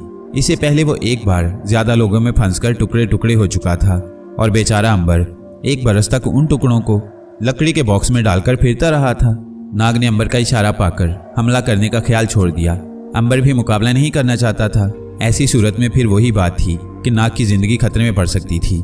उसने सोचा कि वक्त का इंतजार करना चाहिए, डाकुओं के साथ गिरफ्तार होकर चले चलना चाहिए। हाँ, अगर उन्होंने इसी जगह इसी वक्त उन दोनों का कत्ल करने का इरादा किया तो फिर अंबर उन पर हमला कर देगा। ये बात अंबर ने दिल में तय कर रखी थी, मगर रामू डाकू ने ऐसा न किया। उसने अपने भाई के कातलों को अपने डेरे पर ले जाकर अजियतें दे देकर हलाक करने का फैसला किया और दोनों को जंजीरों में जकड़कर घोड़ों पर डाल दिया। फिर वह उन्हें लेकर वापस अपने पुराने किले की खुफिया कमीनगाह की तरफ रवाना हो गया। यह भी एक इत्तेफाक था कि जिस सड़क पर यह डाकू अंबर और नाग को गिरफ्तार करके ले जा रहे थे, उसी सड़क पर मारिया उनकी तलाश में चली आ रही थी। लेकिन डाकुओं के घोड़े ज्यादा तेज रफ्तार थे। वो कुछ देर पहले अपने किले की तरफ जंगल में घूम गए। जब मारिया वहां से गुजरने लगी तो डाकू वहां से मोड़ घूम चुके थे। मारिया जंगल में आगे निकल आई। अचानक एक जगह रुककर उसने देखा कि कच्चे रास्ते पर डाकुओं के घोड़ों के निशान नहीं है। उसे महसूस हुआ कि या तो वो रास्ता भूल गई है और या डाकू से जुल देकर किसी दूसरी तरफ को निकल गई हैं। इसलिए उसने घोड़े को वापस मोड़ दिया। वो उसी जगह पर आ गई जहां से डाकुओं के घोड़ों के निशान बाएं जानिब एक घाटी की तरफ मुड़ गए थे। मारिया भी उन निशानों के साथ साथ घाटी के अंदर दाखिल हो गई। ये घाटी एक तंग दर्रे की शक्ल में दाएं बाएं घूमती चली गई थी। मारिया घोड़े को कदम कदम चलाती आगे बढ़ रही थी। उसने झुककर जमीन पर देखा, घोड़ों के निशान बराबर आगे बढ़ रहे थे। मारिया का हौसला बढ़ गया। वो ठीक रास्ते पर जा रही थी। यहाँ से चट्टानें चारों तरफ फैली हुई थी। पथरीली जमीन शुरू हो गई थी और कांटेदार झाड़ियों ने आगे बढ़कर रास्ते को मुश्किल बना दिया था। मारिया का घोड़ा आहिस्ता आहिस्ता चल रहा था। अब शाम होने लगी थी। दिन डूब रहा था। स्याह चट्टानों पर सूरज की रोशनी मध्यम होने लगी थी। दरख्तों के छांव में अंधेरा फैलने लगा था। मारिया के लिए अब डाकुओं के कदमों के निशान तलाश करना मुश्किल हो गया था, क्योंकि एक तो जमीन पथरीली थी जिस पर घोड़ों के सुमों के निशान नहीं पड़ते थे। दूसरा अंधेरा बढ़ रहा था। मारिया घोड़े से उतर पड़ी। उसने झुककर जमीन पर देखा। घोड़ों के निशान कहीं भी नहीं थे। वो कुछ परेशान सी हो गई। वो स्याह चट्टानों और छतरी नुमा घने दरख्तों में घिरी हुई थी। सोचने लगी कि अब क्या करे, आगे बढ़े तो किस तरफ को बढ़े, और अगर ऐसा ना हो सके तो क्या वो इसी जंगल में रात बसर करे। रात बसर करने का मतलब ये था कि डाकू बहुत आगे निकल जाएंगे, जबकि मारिया चाहती थी कि वो जल्द से जल्द उनका पीछा करके अंबर और नाग के पास पहुंच जाए, इसलिए कि ये डाकू अंबर और नाग की तरफ ही जा रहे थे। आखिर उसने आगे बढ़ने का फैसला किया। जाहिर है डाकू इसी जंगल में दाखिल हुए थे, वो कहीं और नहीं जा सकते थे। मारिया ने घोड़े की बाग हाथ में थामी और कदम कदम चलने लगी। जमीन पर घोड़ों के निशान कहीं दिखाई नहीं दे रहे थे। अब अंधेरा बढ़ गया था। मारिया चट्टानों के पास आकर ठहर गई। उसके लिए रास्ता तलाश करना मुश्किल हो रहा था। वह जरूर आगे बढ़ती अगर उसे डाकुओं का जरा सा भी सुराग मिल जाता। उसने घोड़े को एक दरख्त से बांधा और पत्थरों पर बैठकर सोचने लगी कि अब क्या करे। मेरा ख्याल है कि यहाँ रात बसर करने के बाद सुबह को डाकुओं की तलाश की जाए। चुनाचे मारिया ने जमीन पर कंबल बिछाया और लेट गई।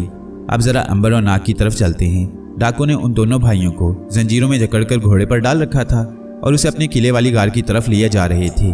शाम होने से पहले वो जंगल में छतरी नुमा दरख्तों और स्याह चट्टानों में घिरे हुए एक पुराने किले के खंडर में पहुंच गए। उस खंडर में एक गार था। उस गार के अंदर डाकू ने अपना खुफिया ठिकाना बना रखा था, जहां वो लूट मार के बाद आकर छुप जाती थी। गार के अंदर आकर डाकू ने अंबर और नाग को घोड़ों पर से उतारकर एक पत्थर के सतून के साथ बांध दिया। यहाँ से तुम कभी फरार ना हो सकोगे, सुना तुमने? इसकी कोशिश भी ना करना। तुम्हारी किस्मत में अब सिवाय मौत के और कुछ नहीं है। अंबर और नाग ने एक दूसरे की तरफ देखा और खामोश रहे। वो करीब करीब एक ही सतून के साथ लोहे की जंजीरों में जकड़े हुए थे। गार में अंधेरा था। डाकू ने मशाल जला दी। मशाल की रोशनी हो गई। उस रोशनी में अंबर और नाग ने देखा कि गार में अंदर की तरफ भी रास्ता जाता था। डाकू उस तरफ चले गए थे। सिर्फ एक डाकू तलवार लिए परे बैठा पहरा दे रहा था। सरदार भी अंदर चला गया था, जहां लूट का माल जमा कर रखा था। रात को अंबर और नाग को खाना दिया गया तो सरदार खुद वहां आया। उसने दोनों भाइयों से कहा, यकीन करो ये तुम लोगों का आखिरी खाना होगा। सुबह मुंह अंधेरे सूरज निकलने से पहले तुम दोनों की खाल खींच दी जाएगी। तुम दोनों ने मिलकर मेरे प्यारे भाई का खून किया है। मैं तुमसे अपने भाई के खून का बदला लूंगा। अंबर ने कहा, तुम्हारे भाई ने भी कई लोगों का खून किया है। तुम ये क्यों नहीं समझते कि हमने तुम्हारे भाई से अपने बेगुनाह भाइयों के खून का बदला लिया है? सरदार ने कहका मारकर कहा, तुम भूल गए कि हम डाकू हैं। हमारा काम ही लोगों को लूटना और कत्ल करना है। हम दूसरों से अपने खून का बदला ले सकते हैं, दूसरा हमसे बदला नहीं ले सकता। ये तो हमारा कारोबार है। नाग बोला, तुम्हारा कारोबार खूनी है। खुदा के सामने तुम भी खूनी हो। तुमसे भी तुम्हारे मुजालिम का पूरा पूरा हिसाब लिया जाएगा। सरदार ने नाग के सर पर जोर से तमांचा मारकर कहा, अगर तुमने ज्यादा बकवास की तो मैं अभी तुम्हारी जुबान खींच लूंगा। मैंने तुम्हें इसलिए गिरफ्तार नहीं किया कि तुमसे बहस करूं, बल्कि इसलिए गिरफ्तार किया है कि अपने भाई के खून का इंतकाम लूं। अंबर और नाग ने थोड़ा सा दूध पिया। सरदार ने नौकर डाकू से कहा, इन लोगों के दोनों हाथ दोबारा जंजीरों में जकड़ दो। नौकर ने अंबर और नाग के दोनों हाथ जकड़ दिए। सरदार ने पूछा, अब वो तुम्हारा शेर कहाँ है जिसको तुमने बुलाया था? आवाज दो उसको कि यहाँ आकर तुम्हारी मदद करे। नाग ने मुस्कुराकर कहा, सरदार ऐसा ना करो। अगर शेर आ गया तो तुम में से एक भी जिंदा नहीं बच सकेगा। सरदार ने भड़क कर कहा, देख लूंगा तुम्हें और तुम्हारे शेर को। कल सुबह तुम्हारी लाशें गार के बाहर पड़ी होंगी और तुम्हारी खाल में भूस भर गया होगा। तुम्हें दुनिया की कोई ताकत मेरे इंतकाम से नहीं बचा सकती। मौत तुम्हारा मुकद्दर बन चुकी है। अंबर ने कहा, सरदार मैं एक बार फिर तुमसे दरख्वास्त करूंगा कि हमें छोड़ दिया जाए, क्योंकि हम बेगुनाह हैं। अगर तुम्हारा भाई हमारे घोड़े चुराने के लिए आगे ना बढ़ता तो हम उसे कोई नुकसान ना पहुंचाते, लेकिन उसने हम पर हमला किया था। वो हमें कत्ल कर देना चाहता था। अगर हम उसे कत्ल ना करते तो वो हमें कत्ल कर देता। फिर शेर पर हमारा इख्तियार नहीं था। शेर तो जंगल में से निकलकर उधर आ गया था। सरदार बोला, ठीक है, अब तुम भी मान गए हो कि कत्ल तुमने किया है और शेर की खाल में तुम्हारा साथी था, जिसने शेर की खाल ओढ़कर मेरे भाई को खंजर मारकर हलाक कर दिया था। अब मैं तुम्हें कभी माफ नहीं करूंगा, कभी नहीं छोड़ूंगा। मैं जा रहा हूँ। सुबह सूरज निकलने से पहले खंजर और छुरी लेकर आऊंगा और सब लोगों के सामने तुम्हारे जिस्म की सारी खाल उतारकर तुम्हारी लाशें गिद्धों के लिए बाहर फेंक दूंगा। ये कहकर सरदार चला गया। अंबर ने नाग की तरफ और नाग ने अंबर की तरफ देखा। थोड़े फासले पर दीवार के साथ लगे दो डाकू नंगी तलवारें लिए पहरा दे रहे थे। अंबर ने नाग से कहा, नाग ये सरदार मानता ही नहीं। सीधी उंगली से घी नहीं निकलेगा, इसे कुछ ना कुछ दिखाना ही पड़ेगा। इसके साथ मुकाबला करना ही पड़ेगा। नाग ने कहा, सवाल यह है कि इतने सारे डाकुओं का हम किस तरह मुकाबला करेंगे? कहीं ये लोग मुझ पर काबू ना हासिल कर लें और मुझे कत्ल ना कर दें। दूसरी बार अगर मेरे टुकड़े किए गए तो मैं जिंदा न रह सकूंगा। मेरे लिए दोबारा जिंदगी हासिल करना मुश्किल हो जाएगा, क्योंकि जैसा कि तुम जानते हो इससे पहले मैं मरकर जिंदा हो चुका हूँ। अंबर ने कहा, हमें बड़ी होशियारी और मक्कारी से काम लेना होगा, नहीं तो कल सुबह ये कम अज कम तुम्हें जरूर हलाक कर देंगे। नाग ने कहा, अगर मैं कोई दूसरा रूप बदलकर यहाँ से निकल भी जाऊं तो ये लोग मेरा ताकुब करेंगे, क्योंकि तादाद में ये लोग बहुत हैं। इनसे बचकर निकलने के लिए बड़ी अक्लमंदी की जरूरत है। अंबर बोला, यही तो मैं भी कह रहा हूँ। मेरा ख्याल है सबसे बेहतर तरीका ये है कि हम आधी रात के बाद पिछले पहर जब सारे डाकू गहरी नींद सो रहे होंगे यहाँ से भाग जाएं। इन 2 पहरेदारों को तुम संभाल लोगे? नाग ने कहा, क्यों नहीं, ये दोनों मेरे काबू में आ जाएंगे। अंबर ने कहा, तो फिर ठीक है, हमें रात गहरी होने और डाकुओं के सो जाने का इंतजार करना चाहिए। गार में अंबर और नाग डाकुओं के सो जाने का इंतजार कर रहे थे और उधर मारिया जंगल में पत्थरों पर लेटी बेचैन हो रही थी। उसे नींद नहीं आ रही थी। उसने सोचा कि इस तरह सोने से कुछ नहीं होगा, बेहतर यही है कि चलकर डाकुओं की कमीन का यानी गार को तलाश किया जाए। वो लोग जरूर यहीं कहीं छुपे हुए होंगे। मारिया ने कंबल लपेटकर घोड़े पर डाला और चल पड़ी। उस रात चांद आसमान पर निकल आया। चांद निकलते ही चारों तरफ हल्की हल्की रोशनी सी फैली और हर शय नजर आने लगी। अब मारिया को चलने और रास्ता तलाश करने में आसानी हो रही थी। वह चट्टानों में से निकलकर एक नदी के किनारे आ गई।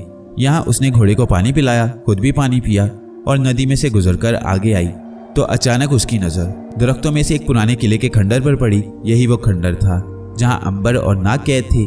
मारिया उस खंडर की तरफ बढ़ने लगी। उसका ख्याल था कि हो सकता है डाकू इसी जगह छुपे हों, क्योंकि उस जमाने में डाकू ऐसी ही गैर आबाद जगहों को अपना ठिकाना बनाया करते थे। वह दरख्तों के झुंडों में से गुजरती पुराने किले के खंडर के पास पहुंच गई। यही वो खंडर था जहां अंबर और नाग कैद थे। मारिया उस खंडर की तरफ बढ़ने लगी। वो घोड़े पर सवार थी और इस वजह से किसी को दिखाई नहीं दे रही थी। उसने अचानक 2 आदमियों के बातें करने की आवाज सुनी। वो एक तरफ हट गई। आवाज उसके करीब आई तो 2 डाकू दरख्तों से बाहर निकले। ये दोनों डाकू गार के दरवाजे पर रात का पहरा दे रहे थे। वो हंस हंस कर बातें भी कर रहे थे। मारिया के करीब से गुजरते हुए एक डाकू ने दूसरे से कहा, यार सरदार भी बड़ा जिद्दी है, उन लोगों का कत्ल नहीं करना चाहिए। कालू ने बताया था कि उन लोगों के पास बड़ी ताकत है और ये लोग शेर बन जाते हैं। दूसरा डाकू हंसकर कहने लगा, यार कालू के साथ मालूम होता है तुम्हारा भी दिमाग खराब हो गया है। अरे अकल के अंधे, भला कोई इंसान शेर बन सकता है? ये तो कालू के दिमाग का फितूर था। जिस शेर ने सरदार के भाई को हड़प किया वो जंगल का असली शेर था। इस जंगल में तो अक्सर शेर आदमियों को हड़प करते ही रहते हैं। पहला डाकू कहने लगा, यार मुझे यकीन नहीं आता। क्या यकीन नहीं आता? यही कि वो शेर असली था। मैं तो कहता हूँ कि सरदार को चाहिए कि अपने भाई के खून का बदला उन लोगों से ले। इन्होंने इसके भाई को नहीं मारा। अगर असली शेर ने उसे हड़प किया है तो फिर इनसे बदला लेने की क्या जरूरत है? मैं सच कहता हूँ, तुम देख लेना, हम पर कोई ना कोई मुसीबत जरूर आ जाएगी। दूसरे डाकू ने कहा, तुम बुज़दिल हो जो ऐसी बातें करते हो। तुम्हें रामू डाकू की तरह बहादुर बनना चाहिए। आज सुबह तुम देख लेना, इन दोनों की खाल खींच दी जाएगी और कुछ नहीं होगा। दोनों डाकू बातें करते हुए आगे निकल गए। मारिया का माथा ठिनका। वो समझ गई अंबर और नाग इसी गार में किसी जगह कैद हैं और रामू डाकू उन दोनों को आज सुबह कत्ल करने वाला है। मगर वो बड़ी हैरान थी कि अंबर और नाग ने डाकुओं की कैद से फरार होने की कोशिश क्यों नहीं की। इसका साफ मतलब ये था कि उन लोगों को उन्होंने जंजीरों में कुछ इस तरह से जकड़ रखा होगा कि वो बेबस हो गए होंगे। कम से कम नाग जरूर बेबस होगा और नाग की वजह से अंबर भी कुछ नहीं कर रहा होगा। बहरहाल मुझे उनकी मदद करनी होगी। ये सोचकर मारिया ने अपना काम शुरू करने का फैसला कर लिया। वो घोड़े पर से उतरकर दरख्त के पीछे होकर खड़ी हो गई। दोनों पहरेदार डाकू पहरा देते हुए जब आगे से घूमकर वापस आए तो दरख्त के पास खड़े घोड़े पर उनकी नजर पड़ी। वो बड़े हैरान हुए कि ये घोड़ा कहाँ से आ गया। वो जल्दी से घोड़े के पास आ गए। घोड़े के पास आकर ताज्जुब से तकने लगे, ये घोड़ा कहाँ से आ गया? अभी अभी जब हम यहाँ से गुजरे थे तो यहाँ कोई घोड़ा नहीं था, फिर ये अचानक कहाँ से आ गया? दूसरे ने कहा, मेरा ख्याल है जरूर किसी दूसरे डाकू का कोई आदमी खबर लेकर सरदार के पास आया है, मगर आज तक जो आदमी भी कोई खबर ले आया है उसने कभी यहाँ पर घोड़े को खड़ा नहीं किया। पहला बोला, वो हमेशा यहाँ आकर आवाज देता है, हम उसकी आवाज का जवाब देते हैं और फिर वो हमसे इजाजत लेकर अंदर आता है। मगर ये कौन सवाल है कि घोड़ा यहाँ खड़ा करके हमसे इजाजत लिए बगैर अंदर चला गया। दूसरे ने कहा, तुम यहाँ खड़े रहो, मैं अंदर चलकर खबर करता हूँ। मैं यहाँ इंतजार करूंगा, जल्दी से जाओ और अंदर वाले पहरेदारों से ये मालूम करो कि कोई आदमी अंदर गया है। पहला डाकू बाहर घोड़े के पास ही खड़ा रहा। दूसरा डाकू अंदर चला गया। उसके जाते ही पहले डाकू ने घोड़े की गर्दन पर हाथ रखकर कहा, जरा ये तो बताओ कि तुम पर कौन सवार होकर यहाँ आया है। मारिया उसकी सारी गुफ्तगू सुन रही थी। डाकू घोड़े से बातें कर रहा था। मारिया के लिए वक्त ज़ाया करना बड़ा नुकसानदेह था। उसने घोड़े के चेहरे पर हाथ फेरा तो घोड़ा जोर से ही निहनाया। डाकू ने कहा, अरे डरते क्यों हो? जवाब क्यों नहीं देते कि तुम्हारा सरदार कौन है और तुम उसे कहाँ से लेकर आए हो? मारिया अब डाकू के बिल्कुल पीछे आ गई थी। उसने बड़े आराम से डाकू के कंधे पर अपना हाथ रखकर कहा, मैं आई हूँ इस घोड़े पर सवार होकर, मैं इस जंगल की चुड़ैल हूँ। डाकू का रंग उड़ गया। कंधे पर उसने हाथों को महसूस किया और आवाज़ भी सुनी। उसकी टांगें थर थर कांपने लगी। मारिया ने उसके कान में आवाज़ बदल कर कहा, मैं तुम सब डाकुओं को कच्चा चबाने के लिए आई हूँ। ये बताओ कि जिन 2 कैदियों को सरदार पकड़ कर लाया है वो कहाँ है? डाकुओं की जुबान खौफ से बंद हो गई थी। उसकी जुबान से एक लफ्ज़ भी अदा नहीं हो रहा था। मारिया ने उसके कंधे को झिंझोड़ कर कहा, बोलो कहाँ हैं वो लोग? डाकू पर ज्यादा खौफ तारी हो गया। उसकी हिम्मत से जवाब दे गई और वो एकदम से बेहोश होकर कटे हुए दरख्त की तरह जमीन पर गिर पड़ा। मारिया ने उसके मुंह में कपड़ा ठूंसा और उसे घसीट कर पीछे ले जाकर घनी झाड़ियों में छुपा दिया। अब वो दूसरे डाकू के गार से बाहर आने का इंतजार करने लगी। वो घोड़े पर सवार हो गई ताकि दूसरे डाकू को घोड़ा दिखाई ना दे। वो उसी जगह पर खड़ी रही। थोड़ी देर बाद दूसरा डाकू बाहर आ गया। वो अकेला था। शायद वो ये मालूम करके आ रहा था कि अंदर कोई गैर आदमी या मेहमान नहीं गया। डाकू उस जगह आ गया जहां वो अपने साथी पहरेदार को छोड़कर गया था। उस जगह आकर डाकू ने बड़े गौर से इधर उधर देखा और अपने साथी को तलाश किया, मगर वो उसे कहीं भी दिखाई ना दिया। उसने उसे आवाजें भी दी, मगर वो वहां होता तो उसे मिलता। वो तो बेहोश होकर झाड़ियों के अंदर पड़ा था। उसने अपने साथी की तलाश शुरू कर दी। अब मारिया घोड़े से नीचे उतर आई। उसने घोड़े को झाड़ियों की ओट में कर लिया और डाकू के पीछे आकर उसने एक पत्थर उठाकर आहिस्ता से डाकू के आगे फेंका। डाकू ने तड़प कर पीछे देखा और कहा, यार क्यों तंग कर रहे हो? सामने क्यों नहीं आते? मैं मालूम कर आया हूँ। अंदर कोई नहीं आया। फिर ये घोड़ा किसका था? अरे अब तो वो घोड़ा भी कहीं नहीं है। यार अब सामने आ जाओ, बस बहुत हो गई है। मारिया उसके बहुत करीब आ गई। करीब आकर उसने कहा, सुनो, मैं इस जंगल की बदरू हूँ, चुड़ैल हूँ, तो मुझसे भागकर कहीं नहीं जा सकती। अभी मारिया बातें ही कर रही थी कि डाकू जहां खड़ा था वहीं खड़ा रह गया। वो खौफ से सफेद हो गया। मारिया ने पूछा, मुझे बताओ वो 2 कैदी कहाँ हैं जिन्हें तुम्हारा सरदार पकड़कर अपने साथ लाया है? डाकू के दांत खौफ से बजने लगे। उसने डरते डरते कहा, अरे चुड़ैल, दोनों कैदी अंदर हैं। मारिया ने आवाज बिगाड़ कर कहा, सरदार उन्हें कत्ल करना चाहता है। हाँ चुड़ैल, वो सुबह उन्हें कत्ल कर देगा। मारिया ने जमीन पर से पत्थर उठाकर जोर से डाकू के सर पर मारा। वो चकराकर जमीन पर गिर पड़ा और गिरते ही बेहोश हो गया। मारिया ने उसके मुंह में भी कपड़ा ठूंसा और उसे घसीटकर झाड़ी में छुपा दिया। अब वो गार के दरवाजे में अंदर दाखिल हो सकती थी, लेकिन घोड़े को साथ नहीं ले जा सकती थी। उसने घोड़े को एक जगह छुपाकर दरख्त से बांधा और खुद गार के दरवाजे की तरफ बढ़ना शुरू कर दिया। गार का दरवाजा जगह जगह से टूटा हुआ था। साफ पता चल रहा था कि ये किसी पुराने बादशाह का किला है जो अब वक्त के साथ साथ रहते हुए खंडर बन चुका है। मारिया पुराने खंडर के अंदर दाखिल हो गई। किले के दरवाजे में पत्थर बिखरे हुए थे। मारिया अंधेरे में इस ख्याल से आगे बढ़ती गई कि शायद कहीं से रोशनी की कोई किरण नजर आ जाए और उसे डाकुओं के गार के अंदर जाने का रास्ता मिल जाए। वो आगे बढ़ी तो उसने देखा एक जगह गार का दरवाजा सा बना हुआ है। बड़े बड़े पत्थरों के साथ टेक लगाकर दरवाजे के मुंह पर 2 डाकू बैठे पहरा दे रहे हैं। मारिया करीब जाकर खड़ी हो गई। पहरेदारों ने जब पत्थरों पर किसी के कदमों की हल्की सी आवाज सुनी तो चौकन्ने हो गए। तुमने आवाज सुनी? हाँ सुनी, मगर यहाँ तो कोई नहीं है। पहरेदार ने दीवार में से जलती हुई मशाल निकालकर आसपास अच्छी तरह देखा, मगर सचमुच वहाँ कोई नहीं था। मारिया पास ही चुपचाप खड़ी थी, लेकिन पहरेदार उसे नहीं देख सकते थे। मारिया अंदर जाने का कोई बहाना तलाश कर रही थी। वो सोचने लगी कि इन पहरेदारों को जुल देकर किस तरह से अंदर जाए। पहरेदारों में से एक ने कहा, मैंने सरदार और दूसरे साथियों की आंख बचाकर जैतून के तेल का एक मर्तबान छुपा कर रखा हुआ है। अगर तुम मुझे 2 अशरफियां दो तो मैं तुम्हें आधा मर्तबान दे दूंगा। दूसरा बोला, वो अशरफियां तो मेरे पास नहीं है। कमबख्त सरदार डाका मारने जाता है तो हमें यहाँ पहरे पर बिठा जाता है, कहीं से माल नहीं मिलता। तुम अगर पसंद करो तो मैं तुम्हें हिरन की एक खाल दे सकता हूँ। पहले पहरेदार ने कहा, तुम झूठ बोलते हो, तुम्हारे पास खाल नहीं है। तुम अगर कहो तो मैं अभी तुम्हें लाकर दिखाई देता हूँ। हाँ जाओ, हिरन की खाल लाकर दिखा दो, मैं आधा तेल अभी दे दूंगा। दूसरा पहरेदार वहां से उठकर गार के अंदर हिरन की खाल लेने चला गया। आधा मैदान साफ हो गया था। मारिया के लिए वक्त बड़ा कम था। रात गुजर रही थी। उसे जो कुछ करना था अभी अभी कर लेना चाहिए था। वो आगे बढ़ी और घोड़े पर से नीचे उतर आई। उसके घोड़े पर से नीचे उतरते ही घोड़ा जाहिर हो गया। पहरेदार ने जो अचानक अपने सामने घोड़े को देखा तो बार बार आंखें झपकाने लगा। उसे यकीन नहीं आ रहा था कि सामने घोड़ा खड़ा है, क्योंकि एक पल पहले वहां कुछ भी नहीं था। पहरेदार उठकर घोड़े के पास आया तो मारिया ने जोर से उसके सर पर एक पत्थर मारा। वो बेहोश होकर गिर पड़ा। मारिया जल्दी से घोड़े को वापस उसी जगह ले गई जहां उसने उसे बांध रखा था। घोड़े को दोबारा बांधकर मारिया तेजी से गार के दरवाजे पर आई और अंदर दाखिल हो गई। अंदर गहरा अंधेरा था। दूसरा पहरेदार हिरन की खाल लेकर अभी नहीं आया था। मारिया चुपके से दीवार के साथ साथ होकर आगे बढ़ने लगी। एक मोड़ घूमने के बाद उसे दूर से रोशनी नजर आई। ये एक मशाल की रोशनी थी जो एक दीवार की ताक में लगी चल रही थी। उसे सामने से पहरेदार हिरन की खाल पकड़े आता दिखाई दिया। मारिया ने उसे कुछ न कहा, वो उसके करीब से होकर गुजर गया। मारिया आगे निकल गई। बाहर जाकर पहरेदार ने जब अपने साथी को बेहोश देखा तो बड़ा हैरान हुआ। जल्दी से उसके मुंह पर पानी का छींटा मारा। उसे होश आया तो पूछने लगा, तुम बेहोश कैसे हो गई? दूसरा पहरेदार बोला, वो घोड़ा कहाँ है? कौन सा घोड़ा? अभी अभी यहाँ एक घोड़ा खड़ा था। घोड़ा खड़ा नहीं था, मगर अचानक एक घोड़ा आकर खड़ा हो गया। फिर किसी ने मेरे सर पर कुछ मारा और मैं बेहोश हो गया। कैसी पागलों की सी बातें कर रहे हो? भला यहाँ घोड़ा कहाँ से आ गया? और फिर अगर आया तो चला कहाँ गया?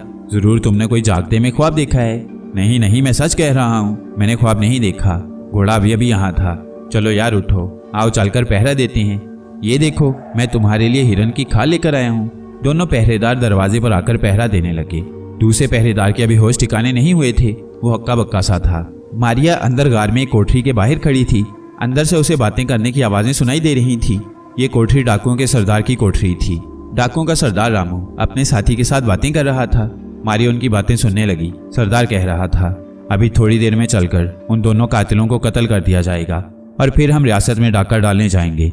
दिन जंगल में बसर होगा, डाका रात को डालेंगे। साथी ने कहा, सरदार मेरा ख्याल है कि इन दोनों को छोड़ दिया जाए। सरदार ने तैश में आकर कहा, ये तुम कह रहे हो? क्या तुम्हें मेरे भाई से कोई हमदर्दी नहीं है?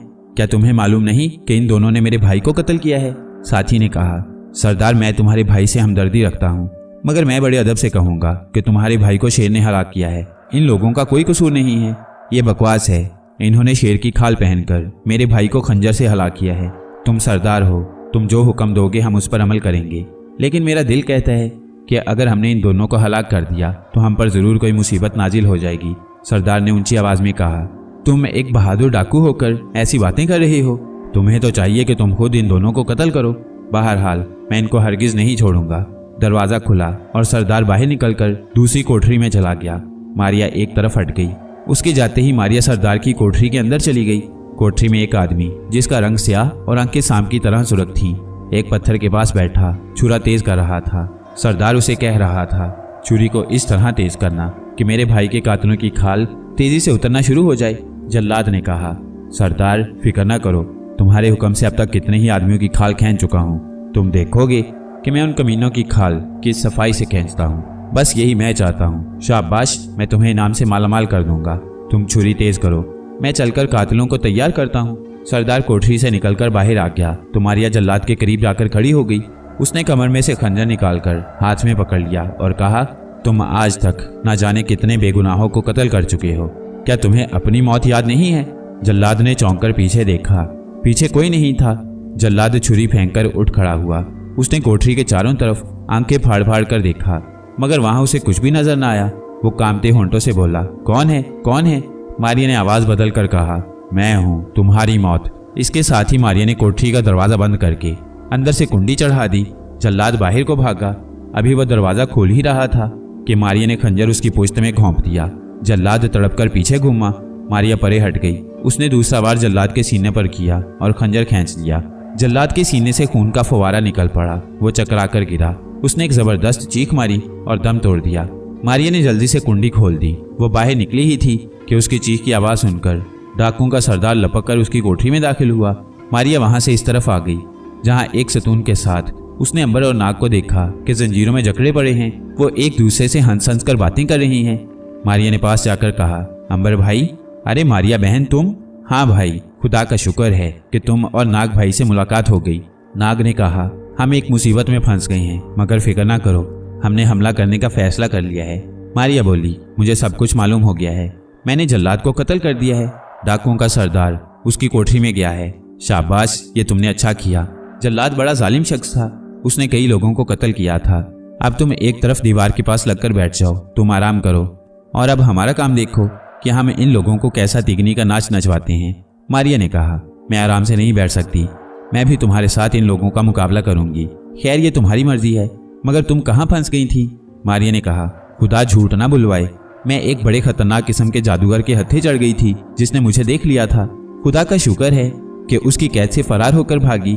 तुम दोनों का एक जगह से सुराग मिला और तलाश करती करती उस जगह पहुंच गई। वो अभी बातें ही कर रहे थे कि कार में शोर मच गया कि जल्लाद को किसी ने कत्ल कर दिया है। सारे डाकू जमा हो गए। सरदार अंबर और नाग के पास आकर बोला, किसी साजिशी ने मेरे सबसे बेहतरीन दोस्त जल्लाद को हलाक कर दिया है, मगर मैं तुम्हारे लिए एक और जल्लाद लेकर आया हूँ। मैं तुम्हें छोड़ूंगा नहीं। चलो तैयार हो जाओ मौत के लिए। सरदार ने दूसरे जल्लाद को आवाज दी। एक और स्याह बदन वाला मोटा सा जल्लाद हाथ में तलवार लिए सामने आ गया। सरदार ने कहा, इन लोगों ने मेरे भाई को कत्ल किया है। आगे बढ़कर इनसे मेरे भाई के खून का बदला लो और मेरे सीने में ठंडक करो। जल्लाद ने सर झुकाया और तलवार लेकर अंबर और नाग की तरफ बढ़ा। अंबर ने नाग से कहा, नाग अब तुम अपनी जान बचाओ, पीछे जाकर मारिया के पास खड़े हो जाना, और अगर किसी तरह हम एक दूसरे से बिछड़ गए तो बाहर जंगल की नदी पर मेरा इंतजार करना। सरदार ने कहकहा लगाकर कहा, ये क्या बकवास कर रहे हो? तुम यहाँ से कैसे बचकर जा सकोगे? जल्लाद हमला करो। जल्लाद हमले के लिए आगे बढ़ा। नाग ने जोर से सांस खींचा और एकदम गायब होकर सांप बन गया। सांप बनते ही उसने जल्लाद की पिंडली पर डसा और पलक झपकते ही पीछे उस तरफ चला गया जहां मारिया खड़ी थी। मारिया ने सांप को आते देखा तो लपक कर उसे गोद में उठाकर गले में डाल लिया। मारिया के गले में आते ही सांप भी उसके साथ ही गायब हो गया। जल्लाद के जिस्म पर जहर ने दाखिल होकर तूफान मचा दिया। वो लरजने लगा। उसकी आंखें बाहर को बोलाई, गला बंद होने लगा, रगें खुश्क हो गईं, नाक और कान से खून जारी हो गया। सरदार ने उसे संभाला मगर वो गिर पड़ा और गिरते ही ठंडा हो गया। डाकू आगे बढ़े। सरदार यहाँ सांप था, वो आदमी गायब हो गया। कैदी गायब हो गया, वो गायब होकर सांप बन गया। सांप बन गया। डाकू में शोर मच गया। सरदार ने चीख कर कहा, बुज़दिलो खबरदार, अगर किसी ने आवाज निकाली मैं खुद उस कातिल को हलाक करूंगा। देखता हूँ मेरा कोई क्या बिगाड़ता है। सरदार ने जल्लाद के हाथ से तलवार लेकर अंबर के सर पर मारी। तलवार अंबर के सर से टकराकर दो टुकड़े होकर गिर पड़ी। सरदार भौंचका होकर रह गया। उसने दोबारा हमला किया।